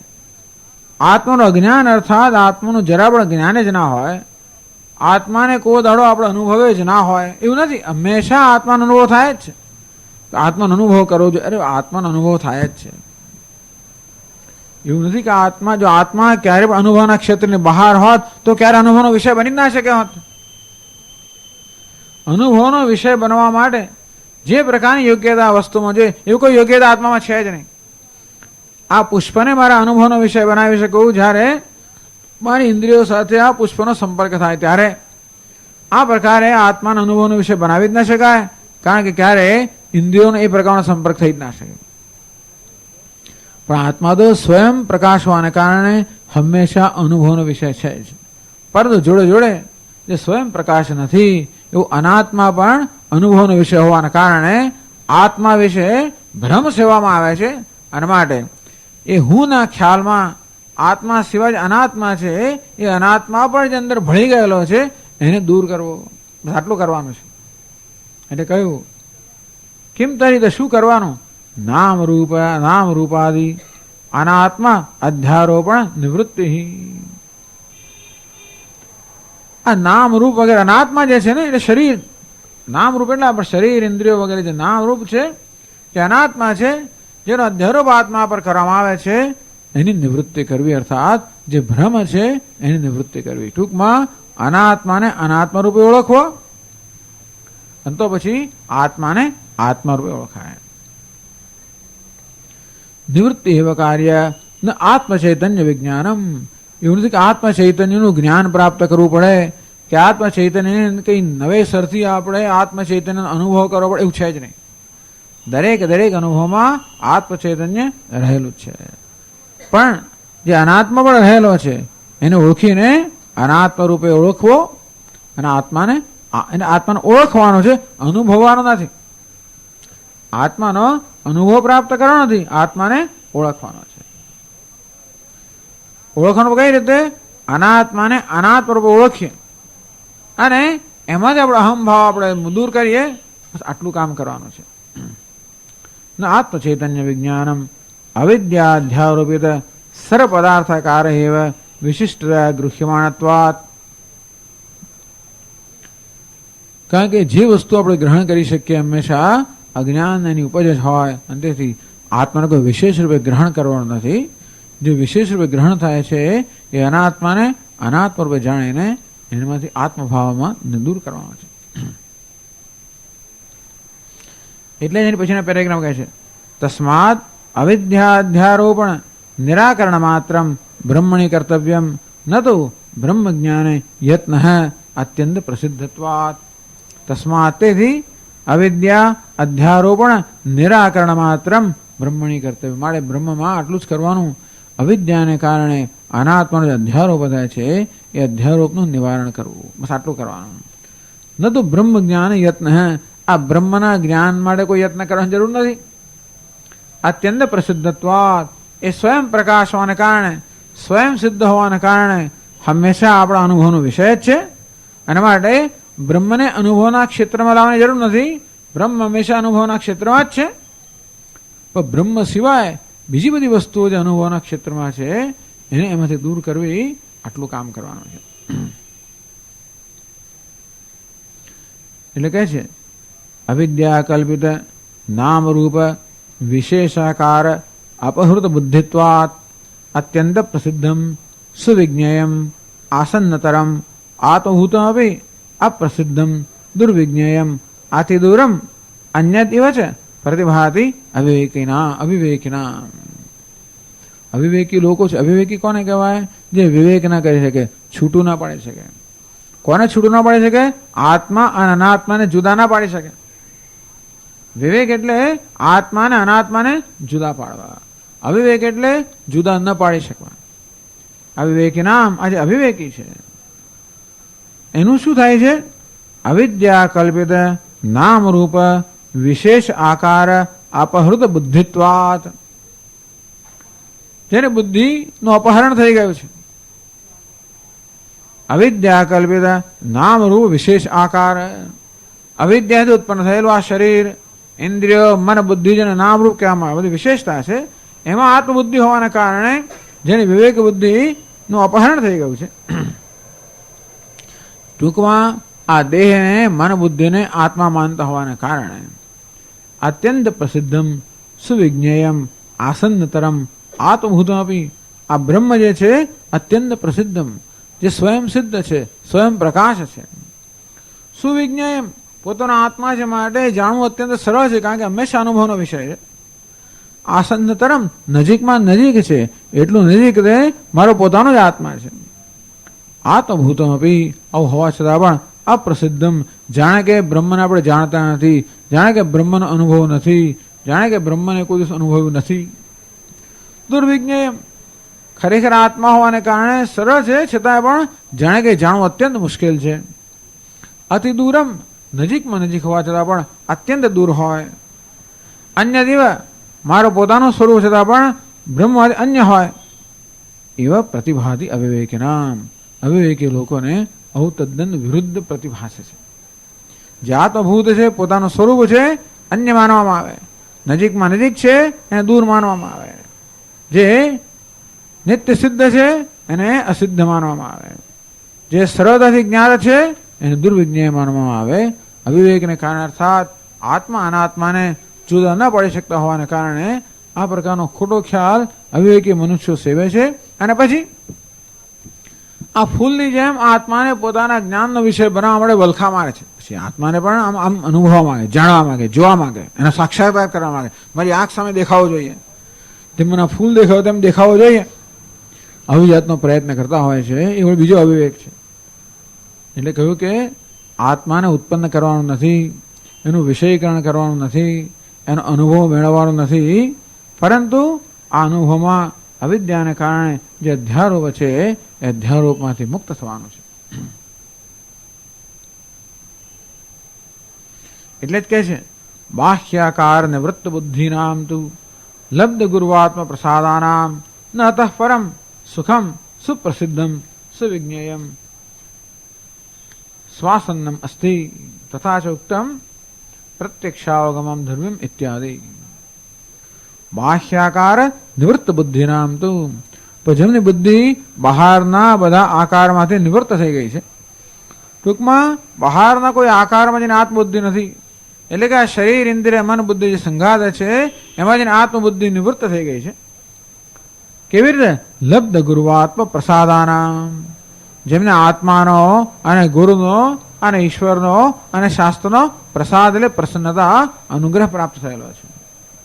ઈશ્વરનો અનુગ્રહ, ગુરુનો અનુગ્રહ, શાસ્ત્રનો અનુગ્રહ, આત્માનો અનુગ્રહ જેનો પ્રાપ્ત કર્યો છે એમને માટે, અને એને કારણે જેમની બુદ્ધિ અનાત્મામાં હવે આત્મભાવ કરતી નથી એમને માટે ન અતઃ પરમ સુખમ સુપ્રસિદ્ધમ સુવિજ્ઞેયમ આસન શ્વાસન્નમ અસ્તિ, એમને માટે તો આનાથી નજીકમાં નજીક કશું નથી, સરળમાં સરળ કશું નથી, સુપ્રસિદ્ધ સ્વયં આનાથી વધારે પ્રસિદ્ધ કોઈ વસ્તુ નથી, સરળતાથી જાણવા યોગ્ય આથી કોઈ વસ્તુ નથી. ટૂંકમાં જ્યારે મન બહિર્મુખ હોય ત્યારે આત્મજ્ઞાનથી અઘરી વસ્તુ કોઈ નથી, અને મન જ્યારે અંતર્મુખ હોય ત્યારે એનાથી સરળ કોઈ વસ્તુ નથી. જ્યાં વિવેક નથી ત્યાંથી અઘરી કોઈ વસ્તુ નથી, જ્યાં વિવેક છે ત્યાં આનાથી સરળ કોઈ વસ્તુ નથી. એવું શંકરાચાર્ય કહે છે કે નિષ્ઠા જ્ઞાનસ્ય પરા, અજ્ઞાન જે પરા નિષ્ઠા છે એ વિશે હું તને કહીશ. તથા ચ ઉક્તમ પ્રત્યક્ષાવગમમ ધર્મ્યમ ઇત્યાદિ, એ જ ભગવાન કહ્યું પ્રત્યક્ષ અવગમ્યમ. પ્રત્યક્ષ જેનું પ્રત્યક્ષ એટલે કે સીધે સીધો જ્ઞાન થાય છે, સીધે સીધો બોધ થાય છે. ધર્મ્યમ એટલે કે જે ધર્મ અનુરૂપ છે એમ કે પ્રત્યક્ષાવગમમ, અવગમ એટલે જ્ઞાન પ્રત્યક્ષ છે, પ્રત્યક્ષ એટલે પ્રયત્ન રહિત છે, તો પ્રયત્ન રહિત જેનું જ્ઞાન થાય છે. અને આ પ્રકારે કહેવામાં આવ્યું એટલે કે મૂળ પ્રયત્ન શેમાં કરવાનો છે? આત્માના ધ્યાનમાં અને એને કંઈક એનો સાક્ષાત્કાર કરવામાં અને એને જ્ઞાનનો વિષય બનાવવાનો પ્રયત્ન કરવાનો બદલે આપણા અંતઃકરણને આ બધા ભ્રમમાંથી મુક્ત કરવાનો, અવિવેકને મુક્ત કરવાનો પ્રયત્ન થવો જોઈએ. અને આ પ્રકારે મન જ્યારે અવિવેક મુક્ત થાય, અંતર્મુખ બને ત્યારે આત્મજ્ઞાન જેવું સરળ કશું જ નથી, એ સિવાય એનાથી અઘરું કશું નથી.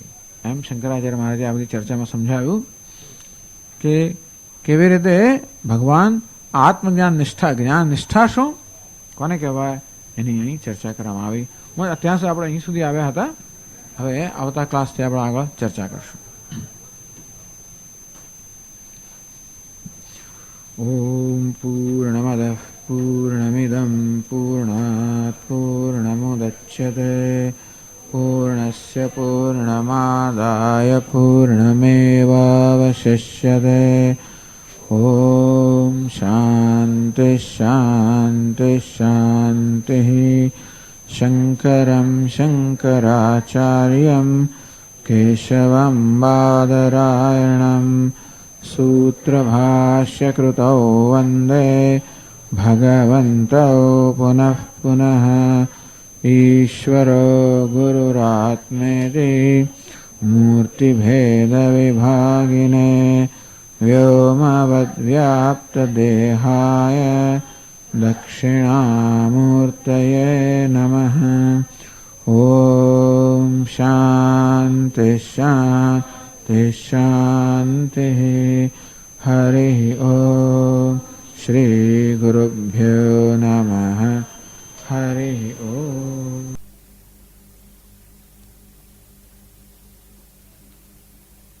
ઓમ નારાયણ પરો વ્યક્તાત.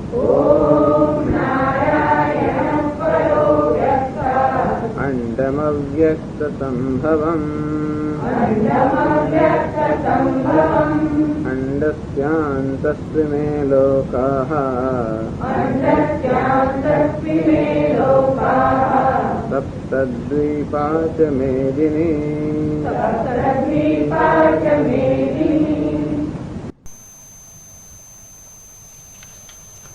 સિદ્ધિં પ્રાપ્તો યથા બ્રહ્મ તથાપ્નોતિ નિબોધ મે. સમાસેનૈવ કૌન્તેય નિષ્ઠા જ્ઞાનસ્ય યા પરા. समासेनैव हे कौन्तेय ज्ञानस्य परानिष्ठा તન્મે નિબોધ. સંક્ષેપમાં જ્ઞાન જે પરમ નિષ્ઠા છે એ હું તને કહું છું, એ તું ધ્યાન દઈને સાંભળ. તો જ્ઞાનની નિષ્ઠા કે જ્ઞાન નિષ્ઠા આ શબ્દ પ્રયોગ જ્યારે થયો ત્યારે શંકરાચાર્ય મહારાજે એક સૌ સુંદર ચર્ચા એમણે હાથમાં લીધી. પ્રશ્ન ઉપસ્થિત કરીને કે કેવી રીતે આત્મજ્ઞાનમાં આત્માનું જ્ઞાન કેમ થઈ શકે, કે આત્મજ્ઞાન નિષ્ઠા કેમ પ્રાપ્ત થઈ શકે. કારણ કે જ્ઞાન તો હંમેશા એના વિષયને અનુરૂપ હોવું જોઈએ. આત્મા કોઈ જ્ઞાનનો વિષય નથી. સ્વયં હોવાને કારણે એ ઘટપટની જેમ કોઈ જ્ઞાનનો વિષય ન બની શકે. વળી જે કોઈ વિષય આકાર કે વિશેષતા ધરાવતો હોય એ જ મનમાં એનું જ જ્ઞાન થઈ શકે, મન એનો જ સંપર્ક કરી શકે. આત્માનો કોઈ વિશેષતા નથી, આકાર નથી, એ રીતે પણ આત્મા કેવી રીતે જ્ઞાનનો વિષય થઈ શકે. તો પહેલા તો કહેવામાં આવ્યું કે આત્મા અત્યંત સ્વચ્છ છે, અને એ રીતે આપણી બુદ્ધિ પણ જો અત્યંત સ્વચ્છ બને તો એ આત્માનું જ્ઞાન પ્રાપ્ત કરી શકે. તદુપરાંત આત્માનું જ્ઞાન પ્રાપ્ત કરવાની કોઈ આવશ્યકતા નથી, કારણ કે આત્મા હંમેશા જ્ઞાનનો વિષય છે. આત્મા એટલે કે હું સ્વયં પ્રકાશ છે. હૃદયમાં સતત હું હું હું એમ આત્મા સતત પ્રકાશી જ રહ્યો છે, અને માટે એને જાણવાનું કે એનું વિષયીકરણ કરવાની જરૂર જ નથી. આ ઘટપટ જેવા બધા વિષયો હોય જે સ્વયં પ્રકાશ નથી, એમને પ્રકાશિત કરવા માટે ઇન્દ્રિયો, મન, બુદ્ધિ વગેરેનો ઉપયોગ કરવો પડે. પણ આત્મા સ્વયં પ્રકાશ હોવાને કારણે એ કોઈ ઇન્દ્રિયોથી પ્રકાશિત કરવાનો નથી. ઇન્દ્રિયો એને કારણે પ્રકાશિત છે. તો જેને કારણે ઇન્દ્રિયો કે મન પોતાના વિષયનું જ્ઞાન પ્રાપ્ત કરી શકે એ આત્મા છે. એના માટે આત્માને કંઈ જાણવો એવી જરૂર નથી, એને અનુભવવો એ પણ જરૂર નથી. આત્મા હંમેશા અનુભવનો જ વિષય છે. એ હોવાને કારણે આત્માને અનુભવનો વિષય બનાવવાની જરૂર નથી. બીજા કોઈ પદાર્થને જાણવો હોય તો આપણે એને અનુભવનો વિષય બનાવવો પડે. અર્થાત આપણી ઇન્દ્રિયો, જેમ કે મારા ચક્ષુ કે આપણી આંખો, જ્યારે આ ફૂલનો સંપર્ક કરે ત્યારે આ ફૂલ મારા અનુભવનો વિષય બને, અને ત્યારે જ્ઞાનનો વિષય બને. કારણ કે બીજા બધા પદાર્થો સ્વયં પ્રકાશ નથી, એમને ઇન્દ્રિયના પ્રકાશથી પ્રકાશિત કરવા પડે, અને ત્યારે એ જ્ઞાનનો કે અનુભવનો વિષય બને. આત્મા સ્વયં પ્રકાશ હોવાના કારણે હંમેશા અનુભવનો વિષય છે જ. તસ્માત અવિદ્યા અધ્યારોપણ નિરાકરણ માત્ર બ્રહ્મણી કર્તવ્યમ ન તો બ્રહ્મ જ્ઞાને યત્ન. અને માટે આત્મા વિશે જે ભ્રમ સેવવામાં આવે છે એ ભ્રમની નિવૃત્તિ કરવી એ જ આત્મજ્ઞાન માટે આવશ્યક છે. આત્માનું જ્ઞાન તો છે જ, પરંતુ આત્માનું વિપરીત જ્ઞાન છે. એવું હોત કે આત્માનું જ્ઞાન જ ના હોત, અર્થાત આપણા આત્મા અનુભવનો વિષય હોત જ નહીં, તો એને અનુભવનો વિષય બનાવવાની આવશ્યકતા હોત. પણ આત્મા સતત અનુભવનો વિષય હોવાને કારણે જ અનેક બધા ભ્રમ એના વિશે સેવાઈ રહ્યા છે. ભ્રમ એટલે ખોટી માન્યતા. તો ભ્રમ ક્યારે બને? જ્યારે વસ્તુ આપણા અનુભવનો વિષય હોય ત્યારે. જેમ કે પેલું દોરડું એ આપણા અનુભવનો વિષય બને ત્યારે એ દોરડા વિશે સાપ કે એ પ્રકારનો ભ્રમ જન્મી શકે. ભ્રમ જન્મવા માટે વસ્તુનો અનુભવ થવો જ જોઈએ. આમ સર્પનો ભ્રમ જન્મવા માટે પણ દોરડાનું જ્ઞાન થવું જોઈએ, અનુભવ થવો જોઈએ. તેમ આત્મા વિશે અનેક બધા ભ્રમ સેવાઈ રહ્યા છે. એ જ બતાવે છે કે આત્મા સતત અનુભવનો વિષય છે. કોઈને કરતા, ભોગતા, સુખી, દુઃખી, આમ અનેક પ્રકારના ભ્રમ આત્મા વિશે છે. પોતાના વિશે બતાવે છે કે આત્મા હંમેશા અનુભવનો વિષય છે. અર્થાત એને અનુભવના ક્ષેત્રમાં લાવવાની કોઈ જરૂર નથી. માત્ર એના વિશે જે ભ્રમ સેવાઈ રહ્યા છે એ ભ્રમ નિવૃત્તિની જરૂર છે. કેમ ભ્રમ સેવાઈ રહ્યા છે? જે આત્મા નથી, આ દેહ, ઇન્દ્રિય, મન, બુદ્ધિનો સંઘાત જે આત્મા નથી, એને આત્મા માની લેવાને કારણે ભ્રમ સેવાઈ રહ્યા છે. આમ દેહની અંદર આત્મબુદ્ધિ હોવાને કારણે આત્માને મૃત્યુને અધીન માનવામાં આવે છે, આકારવાળા માનવામાં આવે છે, દેશમાં અને કાળમાં મર્યાદિત માનવામાં આવે છે. અંતે ઇન્દ્રિયોમાં, મનમાં, બુદ્ધિમાં જે બધી ઉપાધિ છે, અનાત્મા છે, એમાં આત્મબુદ્ધિ હોવાને કારણે એમને એમની મર્યાદાઓને પોતાની મર્યાદા માનવામાં આવે છે. અને એ રીતે પોતાની જાતને મર્ત્ય, દુઃખી, અજ્ઞાની, અલ્પ, મર્યાદિત આ માનવામાં આવે છે. એટલે આત્માનો અનુભવ નથી એ આપણું દુઃખનું કારણ નથી, પરંતુ આત્મા વિશે જે આ ખોટા ખ્યાલ છે એ દુઃખનું કારણ છે. આત્મા વિશે જે ખોટા ખ્યાલ છે એ દુઃખનું કારણ છે, એના અનુભવનો અભાવ નહીં. સુષુપ્તિમાં જ્યારે આવા કોઈ પણ ખોટા ખ્યાલ હોતા નથી ત્યારે કોઈ દુઃખ નથી હોતું. સુષુપ્તિમાં અર્થાત ગાઢ નિદ્રામાં પણ આત્મા અનુભવનો વિષય તો હોય જ છે, પરંતુ ત્યારે કોઈ પ્રકારના ખોટા ખ્યાલ નથી હોતા, કોઈ પ્રકારનો અધ્યારોપ નથી હોતો, અને માટે સુષુપ્તિમાં કોઈ પ્રકારનું દુઃખ નથી. એ જ બતાવે છે કે આત્માનો અનુભવ દુઃખનું કારણ નથી. નહીં તો સુષુપ્તિમાં દુઃખ હોત, આત્માનો અનુભવ તો છે, પરંતુ જાગ્રત ને સ્વપ્નમાં આત્મા વિશે જે બધા વિપરીત ખ્યાલો છે, ભ્રમ છે, એ જ દુઃખનું કારણ છે. અને માટે આ ભ્રમ કે વિપરીત ખ્યાલો નિવૃત્ત કરવા, અને ખ્યાલો ક્યાંથી જન્મ્યા? અનાત્મામાં આત્મબુદ્ધિને કારણે.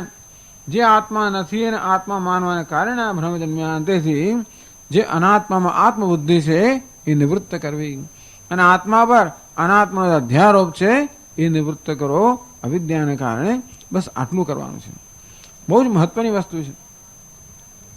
બધા હંમેશા આત્માનો અનુભવ કરવાનો પ્રયત્ન કરતા હોય, કોઈ કરતા આત્માને જોવાનો, સાંભળવાનો, સ્પર્શવાનો, અનુભવવાનો પ્રયત્ન કરતા હોય તો કેવી કંઈ જરૂર નથી. આત્મા મારા કરતા જુદો હોત તો એવું કંઈ કરવાની જરૂર પડે. માત્ર જે આત્મા નથી એને અનાત્મા છે અને અનાત્મા જાણવો, એમ કરવાથી એનો અધ્યારોપ દૂર કરવો, એ જ કામ કરવાનું છે. તસ્માદ અવિદ્યા અધ્યારોપણ નિરાકરણ માત્ર બ્રહ્મણી કર્તવ્યમ. અને બ્રહ્મમાં કે આત્મામાં અવિદ્યાને કારણે જે અધ્યારોપ છે, ખોટા ખ્યાલ છે, એની નિવૃત્તિ કરવી, એટલું જ કરવાનું છે. એટલે શાસ્ત્રમાં વિવેક કરવામાં આવે, અનાત્માને અનાત્મ રૂપે જાણવો, આત્માને આત્મા રૂપે જાણવો. ન તો બ્રહ્મ જ્ઞાને યત્ન કર્તવ્ય હૈ. આ બ્રહ્મનું જ્ઞાન પર કે અનુભવ કરવામાં કોઈ યત્ન કરવાની જરૂર નથી. અત્યંત પ્રસિદ્ધત્વાત, કારણ કે એ હંમેશા સ્વયં સિદ્ધ છે, સ્વયં પ્રકાશિત છે, સતત અનુભવનો વિષય છે.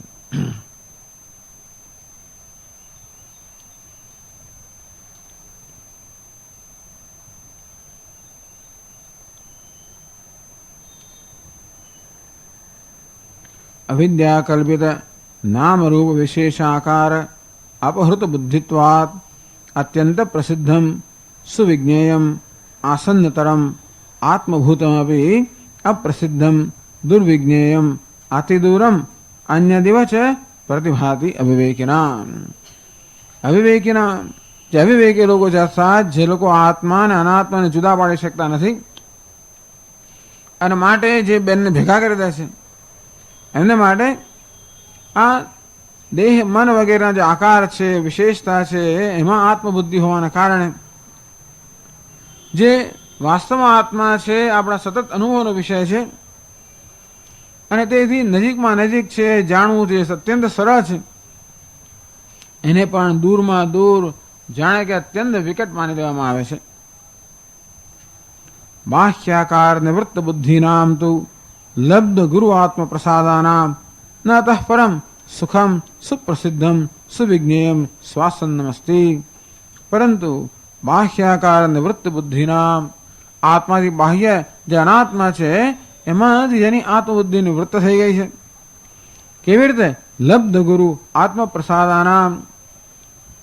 આ ગુરુ અને આત્માના પ્રસાદને કારણે જે લોકો આત્મા અનાત્માનો વિવેક કરી શકે છે, ને તેથી અનાત્મામાં જેની આત્મબુદ્ધિ નિવૃત્ત થઈ ગઈ છે, તેમને માટે ન અતઃ પરમ સુખમ સુપ્રસિદ્ધમ સુવિજ્ઞેયમ શ્વાસન્નમસ્તિ. એમને માટે તો આથી વધારે સરળ, આથી વધારે સરળતાથી જાણવા યોગ્ય, આથી વધારે નજીક કંઈ છે જ નહીં. તથા ચ ઉક્તમ પ્રત્યક્ષાવગમમ ધર્મમ ઇત્યાદિ. આને ધ્યાનમાં રાખીને ભગવાન નવમા અધ્યાયમાં કહ્યું હતું પ્રત્યક્ષાવગમમ, જેનું અવગમ અર્થાત જેનું જ્ઞાન પ્રત્યક્ષ કે અપરોક્ષ થઈ જાય છે. હવે 448માં પાના પર ત્રીજી પંક્તિમાંથી કેચિત તો આગળ કહે છે આત્મનઃ નિરાકારત્વાत् તસ્મિન બુદ્ધિ અપ્રવૃત્તે સમ્યક જ્ઞાન નિષ્ઠા ન સંપાદ્યા ઇતિ મતમ. કોઈ કહે છે કે આત્મા તો નિરાકાર છે, તો નિરાકારમાં ક્યારેય પણ બુદ્ધિનો પ્રવેશ હોઈ ન શકે. તેથી આત્માનું જ્ઞાન કે આત્મજ્ઞાનનું નિષ્ઠા કેમ પ્રાપ્ત થઈ શકે? એટલે કેટલાક લોકોનો અભિપ્રાય છે કે આત્મજ્ઞાનમાં નિષ્ઠા ન પ્રાપ્ત થઈ શકે, કારણ કે આત્મા નિરાકાર છે અને બુદ્ધિનો નિરાકારમાં પ્રવેશ ન હોઈ શકે, માટે આત્માનું યથાર્થ જ્ઞાન ન જન્મી શકે કે જ્ઞાનમાં નિષ્ઠા ન પ્રાપ્ત થઈ શકે, કારણ કે આત્મા નિરાકાર છે. તો એમનો મત લઈને શંકરાચાર્યજી એ વિશે કહે છે કેચિત કહે છે આગળ કેચિત પંડિતમ મન્યઃ નિરાકારત્વાદ આત્મવસ્તુ ન ઉપૈતિ બુદ્ધિ અતઃ દુસ્સાધ્યા સમ્યક જ્ઞાન નિષ્ઠા ઇતિ આહુઃ. કેચિત તો પંડિતમ મન્યઃ, કેટલાક પોતાની જાતને પંડિત માનનારાઓ એ લોકો શું કહે છે? નિરાકારત્વાત બુદ્ધિ આત્મવસ્તુ ન ઉપયતી. એ કહે છે કે આત્મા નિરાકાર હોવાના કારણે બુદ્ધિ ક્યારે પણ આત્માને પામી ન શકે. બુદ્ધિ કોને પામી શકે? કોનું વિષયીકરણ કરી શકે? કોનું ધ્યાન કરી શકે? તો કે જે સાકાર હોય, સગુણ હોય, પરંતુ આત્મા નિરાકાર હોવાના કારણે બુદ્ધિ ક્યારે પણ એને પહોંચી ન શકે, ક્યારે પામી ન શકે, ક્યારે જાણી ન શકે. અતઃ સમ્યક જ્ઞાન નિષ્ઠા દુસ્સાધ્યા. તેથી આત્મજ્ઞાનમાં નિષ્ઠા પ્રાપ્ત કરવી એ સિદ્ધ કરવું અત્યંત કઠિન છે, એવું કેટલાક પોતાને પંડિત માનનારા લોકો આવું માને છે અને કહે છે. તો હવે એક રીતે વાત સાચી છે, એક રીતે સાચી પણ નથી. આત્મા નિરાકાર હોવાના કારણે બુદ્ધિ એને પામી ન શકે એ વાત સાચી પણ છે અને સાચી નથી પણ. બહિર્મુખાનામ અંતર્મુખાનામ વા બ્રહ્મણી સમ્યક જ્ઞાન નિષ્ઠા દુસ્સાધ્યા. આપ જેની વાત કરી રહ્યા છો કે આત્મામાં બુદ્ધિનો આત્મામાં પ્રવેશ નથી, એ કોને માટે કહી રહ્યા છો? બહિર્મુખાનામ અંતર્મુખાનામ વા, જે બહિર્મુખ મનુષ્ય છે એમના વિશે આપ આ કહી રહ્યા છો કે અંતર્મુખ મનુષ્ય એના વિશે કહી રહ્યા છો? અર્થાત આત્માનું જ્ઞાન પ્રાપ્ત કરવું અને એમાં નિષ્ઠા જન્મવી એ અશક્ય છે, એવું આપ કોને માટે કહો છો? જે બહિર્મુખ બુદ્ધિના છે એમને માટે કે અંતર્મુખ બુદ્ધિના છે એમને માટે? તો બહિર્મુખ બુદ્ધિના જે છે એમને માટે આપ કહો છો એ વાત સાચી છે. જે લોકોની બુદ્ધિ બહાર શોધી રહી છે, અર્થાત જે લોકોના મનમાં એ પ્રકારનો નિશ્ચય છે કે સત્ય તો બહાર છે, એને શોધવાનું છે, પ્રાપ્ત કરવાનું છે, પહોંચવાનું છે, આવી જાતની સમજ જે લોકો ધરાવે છે એ લોકો માટે અશક્ય છે. તો ઉત્તર આપે છે સત્યમ એવં ગુરુ સંપ્રદાય રહિતાનામ અશ્રુત વેદાંતાનામ અત્યંત બહિર્વિષયાસક્ત બુદ્ધિનામ સમ્યક પ્રમાણેષુ અકૃતશ્રમાણામ. તો એમના માટે અશક્ય છે, વાત સાચી છે. સત્યમ એવમ આપે જે કહ્યું એ સાચું છે. કોના માટે?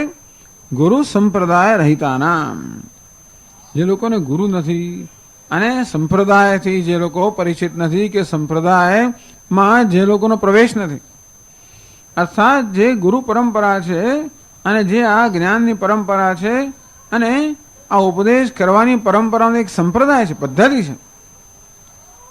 સંપ્રદાનમ, સારી રીતે પ્રદાન કરવું, આમ ગુરુ પોતાના શિષ્યને સારી રીતે પ્રદાન કરે એ પ્રક્રિયા સંપ્રદાય કહેવામાં આવે. તો આવો એક સંપ્રદાય છે, અર્થાત શાસ્ત્રોનું જે જ્ઞાન છે એ જ્ઞાનને પહોંચાડવાની એક પદ્ધતિ છે. શાસ્ત્રના જે વાક્યો છે એ વાક્યોને સમજાવવાની અને એનો અર્થ શિષ્યની બુદ્ધિમાં પહોંચાડવાની એક પદ્ધતિ છે. અધ્યારોપ અપવાદાભ્યામ નિષ્પ્રપંચમ પ્રપંચતે. અધ્યારોપ અને અપવાદ પદ્ધતિથી જે વાસ્તવમાં પ્રપંચથી પર છે એને પ્રપંચિત અર્થાત એને કહેવામાં આવે છે.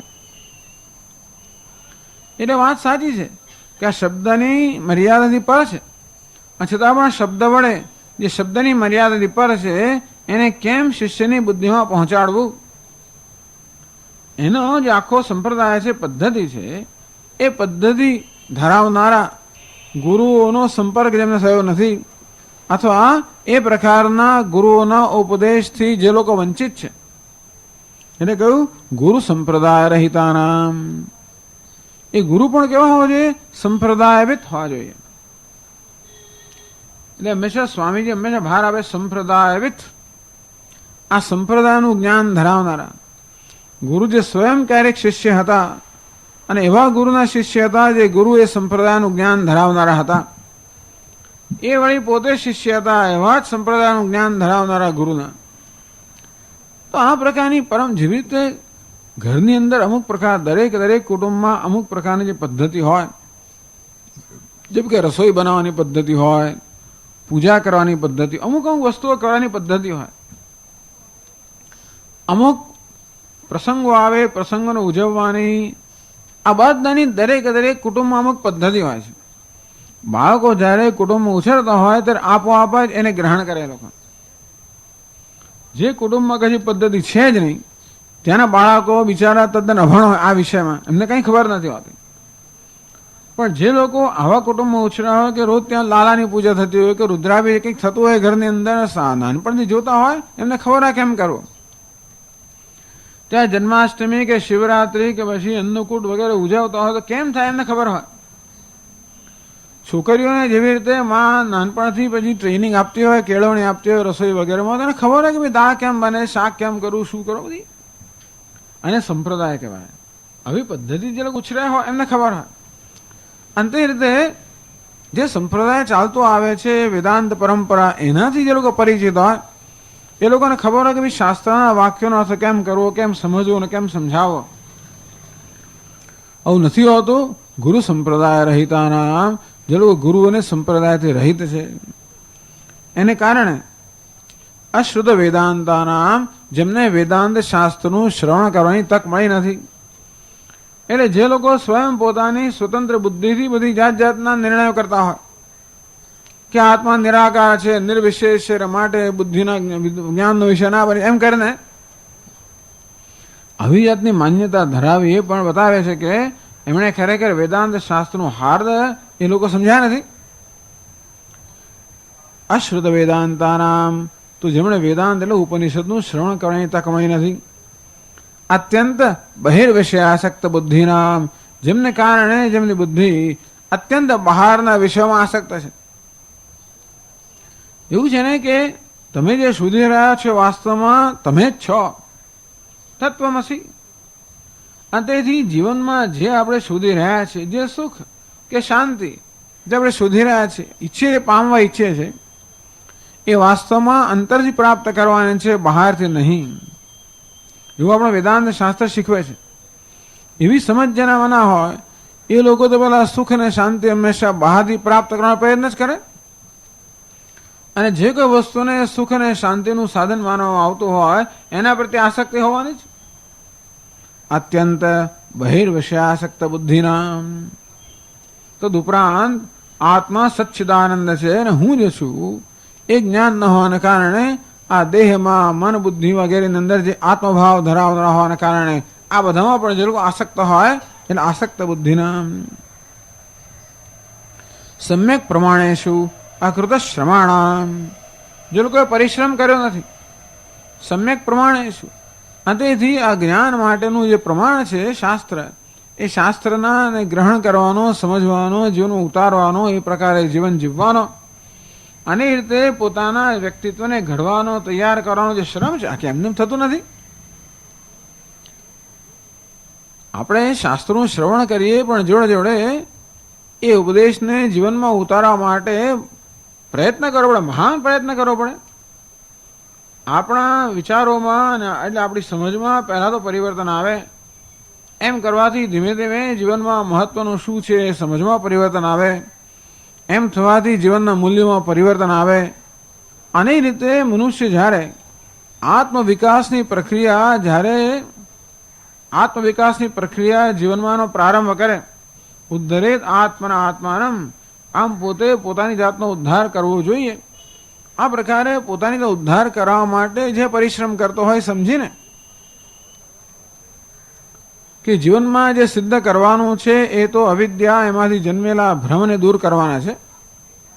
અને એને કારણે જે વસ્તુ અત્યારે મહત્વની માનવામાં આવે છે એ મહત્વની શું છે, જેને સત્ય માનવામાં આવે છે વાસ્તવમાં સત્ય છે કે નહીં, જ્યાં મિથ્યા જગતમાં સત્ય બુદ્ધિ હોય અને સત્ય આત્મામાં અલ્પતા બુદ્ધિ હોય, આ બધો ભ્રમ છે એ બધો મુક્ત થવાનો પ્રયત્ન થાય.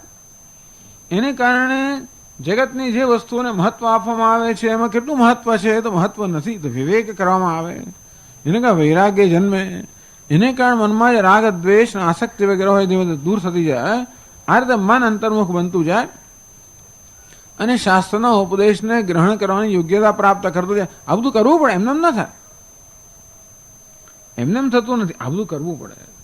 અમુક વસ્તુ માત્ર જાણવાની છે, અમુક વસ્તુ કરવાની છે. આમ પોતાના અંતઃકરણનું નિર્માણ કરવું, અંતઃકરણ શુદ્ધ કરવું, પોતાની જાતને ઘડવી, પોતામાં રહેલી દૈવી સંપત્તિનો આવિર્ભાવ કરવો, મનમાં જે આગંતુક બધી આસુરી વૃત્તિઓ હોય એને ધીમે ધીમે ક્ષીણ કરવી, આ બધું કરવું પડે. કૃતશ્રમાણામ, આ પ્રકારનો પરિશ્રમ જે લોકો કરતા હોય, જે અકૃતશ્રમ, આવો પરિશ્રમ જેણે કર્યો નથી, અને તેને માટે આપ કહો છો એ પ્રમાણે આત્મ તો દૂરાત સુદૂરે, એ તો દૂરથી પણ દૂર છે, શક્ય, એમાં વાત ખોટી નથી. પરંતુ આવો પ્રયત્ન જેમણે કર્યો છે એને માટે કેવું છે તો કહે છે તદ વિપરીતાનાંતો લૌકિક ગ્રાહ્ય ગ્રાહક દ્વૈત વસ્તુની સદબુદ્ધિ નિતરામ દુસ્સંપાદ્યા આત્મચૈતન્ય વ્યતિરેકેણ વસ્ત્વંતરસ્ય અનુપલબ્ધેઃ તદ વિપરીતાનામ તો પણ આમ ન કદાચ વિપરીત છે. અર્થાત ગુરુ સંપ્રદાય, આ ગુરુ અને સંપ્રદાય વગેરેનો લાભ જેને મળી રહ્યો છે એને કારણે જે લોકો વેદાંત શાસ્ત્રનું શ્રવણ કરે છે, એને કારણે જેનો વિવેક અને વૈરાગ્ય જાગૃત થયો છે, એને કારણે બહારના મિથ્યા વિષયોમાંથી જેની આસક્તિ નિવૃત્ત થઈ છે, એને કારણે જે લોકો અંતર્મુખત્વ પ્રાપ્ત કર્યું છે, એને કારણે શાસ્ત્રના ઉપદેશને ગ્રહણ કરવાની ક્ષમતા પ્રાપ્ત કરી છે, એને કારણે શાસ્ત્રનો ઉપદેશ ગ્રહણ કર્યો છે. બ્રહ્મ સત્યમ જગન મિથ્યા જીવો બ્રહ્મૈવ ના પરઃ, કે બ્રહ્મ સત્ય છે, આ નામ રૂપાત્મક જગત મિથ્યા છે, અને જેને જીવ માનવામાં આવે છે એ વાસ્તવમાં બ્રહ્મ છે. શાસ્ત્રોનું જે પ્રતિપાદન છે એ જેણે ગ્રહણ કર્યું છે તદ વિપરીતાનામ, તો એમની દ્રષ્ટિ કેવી હોય છે? લૌકિક ગ્રાહ્ય ગ્રાહક દ્વૈત વસ્તુની સદબુદ્ધિ નિતરામ દુસ્સંપાદ્યા. પેલા અવિવેકી મનુષ્ય છે, અવિદ્યાયામ અંતરે વર્તમાના, જે માત્ર અવિદ્યાની અંદર જ વર્તમાન છે, જેમને માટે આ જગત સત્ય છે. એક લોકો છે. આ બીજા કેવા છે? જેમને માટે જગતમાં કોઈ સત્યતા જ નથી. લૌકિક ગ્રાહ્ય ગ્રાહક, આપણો લૌકિક વ્યવહાર કેવો છે? ગ્રાહ્ય અને ગ્રાહક, વિષય અને વિષય, દૃશ્ય અને દ્રષ્ટા, દ્વૈત વસ્તુની. આ જગત આ રીતે દ્વૈતનું બનેલું છે. આ જગત દ્વૈતનું બનેલું છે. ગ્રાહ્ય એટલે કે વિષય, ગ્રાહક એટલે કે વિષય, આનું આ જગત બનેલું છે. અને અત્યારે અવિવેકી માણસો એ સત્ય છે. જગત જુદું છે અને હું જુદો છું.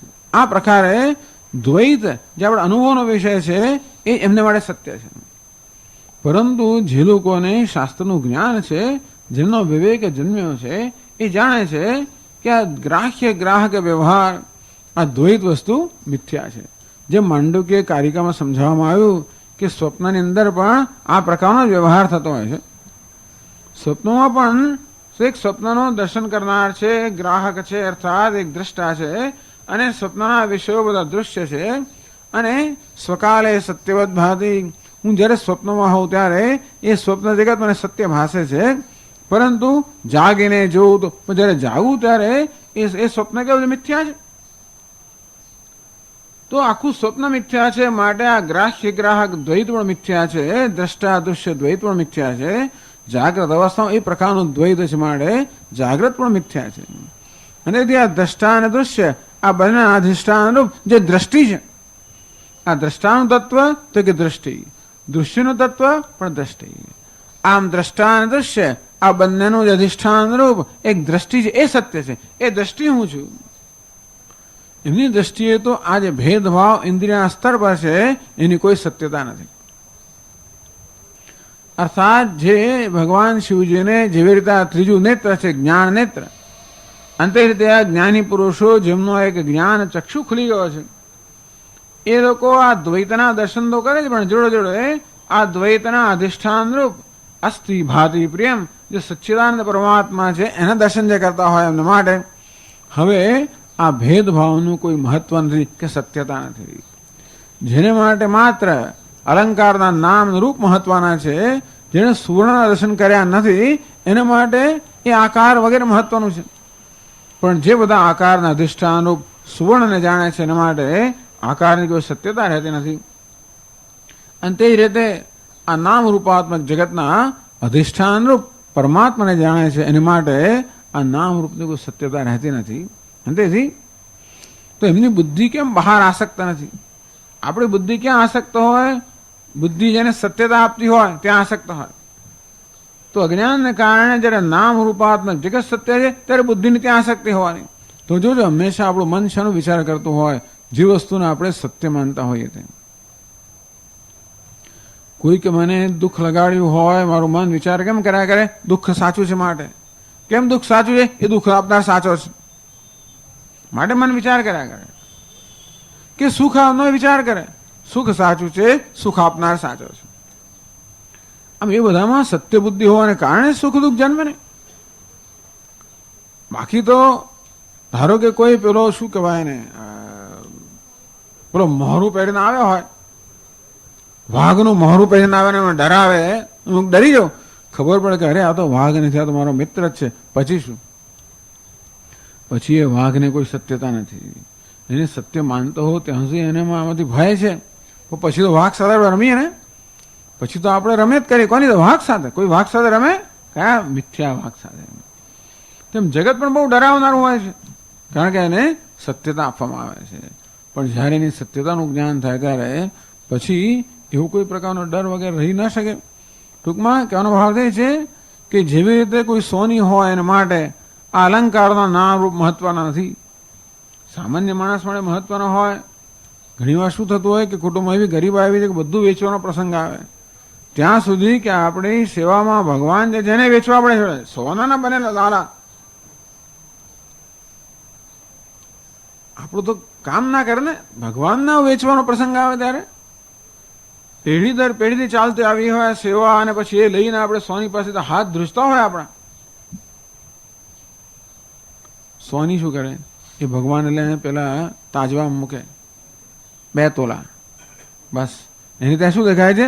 એને કશું દેખાય, માત્ર સોનું જ દેખાય છે.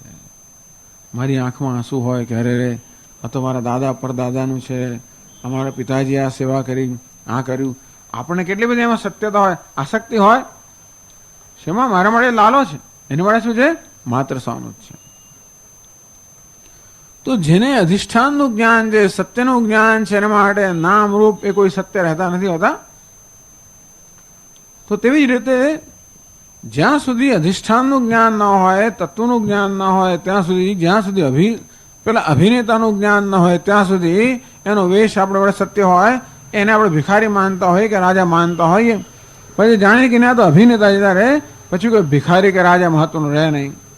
અને તે રીતે ગ્રાહ્ય ગ્રાહક દ્વૈત વસ્તુની સદબુદ્ધિ, જે લોકો જાણે છે કે એક જ પરમાત્મા, આ દ્રષ્ટા અને દૃશ્ય, આ નામ રૂપાત્મક જગત રૂપે એક જ પરમાત્મા ભાસી રહ્યો છે.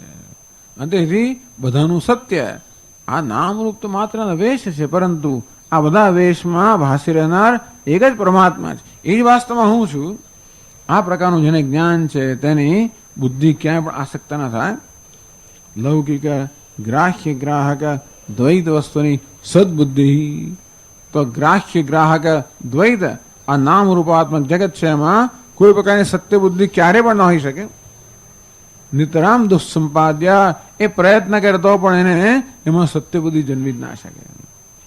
આપણે અભિનેતાને જાણતા હોઈએ, ગમે તેટલો પ્રયત્ન કરીએ તો પણ પેલા ભિખારીમાં સત્ય બુદ્ધિ ન જન્મે. અંતે રીતે આ જ્ઞાની પુરુષોનો આ દ્વૈતમાં સત્ય બુદ્ધિ ન જન્મે. કેમ ન જન્મે? આત્મ ચૈતન્ય વ્યતિરેકેણ વસ્તુંતરસ્ય અનુપલબ્ધે, એમની દ્રષ્ટિમાં એક જ વસ્તુ છે, આત્મ ચૈતન્ય. અસ્થિ ભાતિ પ્રિય, એક જ પરમાત્મા એ જેને દેખાય છે. વિદ્યા વિનય સંપન્ને બ્રાહ્મણે ગવી હસ્તિની શુનિ ચૈવ સ્વપાકે છે, આ બધામાં એમને એક જ પરમાત્મા દેખાતા હોય. સુહૃદ મિત્રાજ ઉદાસીન મધ્યસ્થ દ્વેષ્ય બંધુષુ સાધુષુ બીજે પાપેશુ, આ બધામાં એક પરમાત્માને દર્શન થતા હોય, એને બીજા કોઈ દર્શન થતા જ નથી. આત્મ ચૈતન્ય વ્યતિરેકેણ વસ્તુંતરસ્ય અનુપલબ્ધે, અર્થાત એમની દ્રષ્ટિમાં આત્મ ચૈતન્ય સિવાય બીજું કોઈ વસ્તુ જ નથી. અસ્થિ ભાતિ પ્રિય, આ સચ્ચિદાનંદ પરમાત્મા સિવાય એમની દ્રષ્ટિમાં બીજું કોઈ વસ્તુ છે જ નહીં. એમને વેશ દેખાય ખરો કે નહીં દેખાય, પરંતુ જે વેશ પહેરનાર અભિનેતાને જાણે છે એની માટે તો અભિનેતા જ છે. ભલે ને ગમે તે વેશ પહેરીને આવે, અંતે રીતે ગમે તે વેશમાં એમનામાં પરમાત્મા સિવાય અન્યત્ર ક્યાંય બુદ્ધિ જ નથી. અને તેથી તમે જે કહો છો કે આત્મ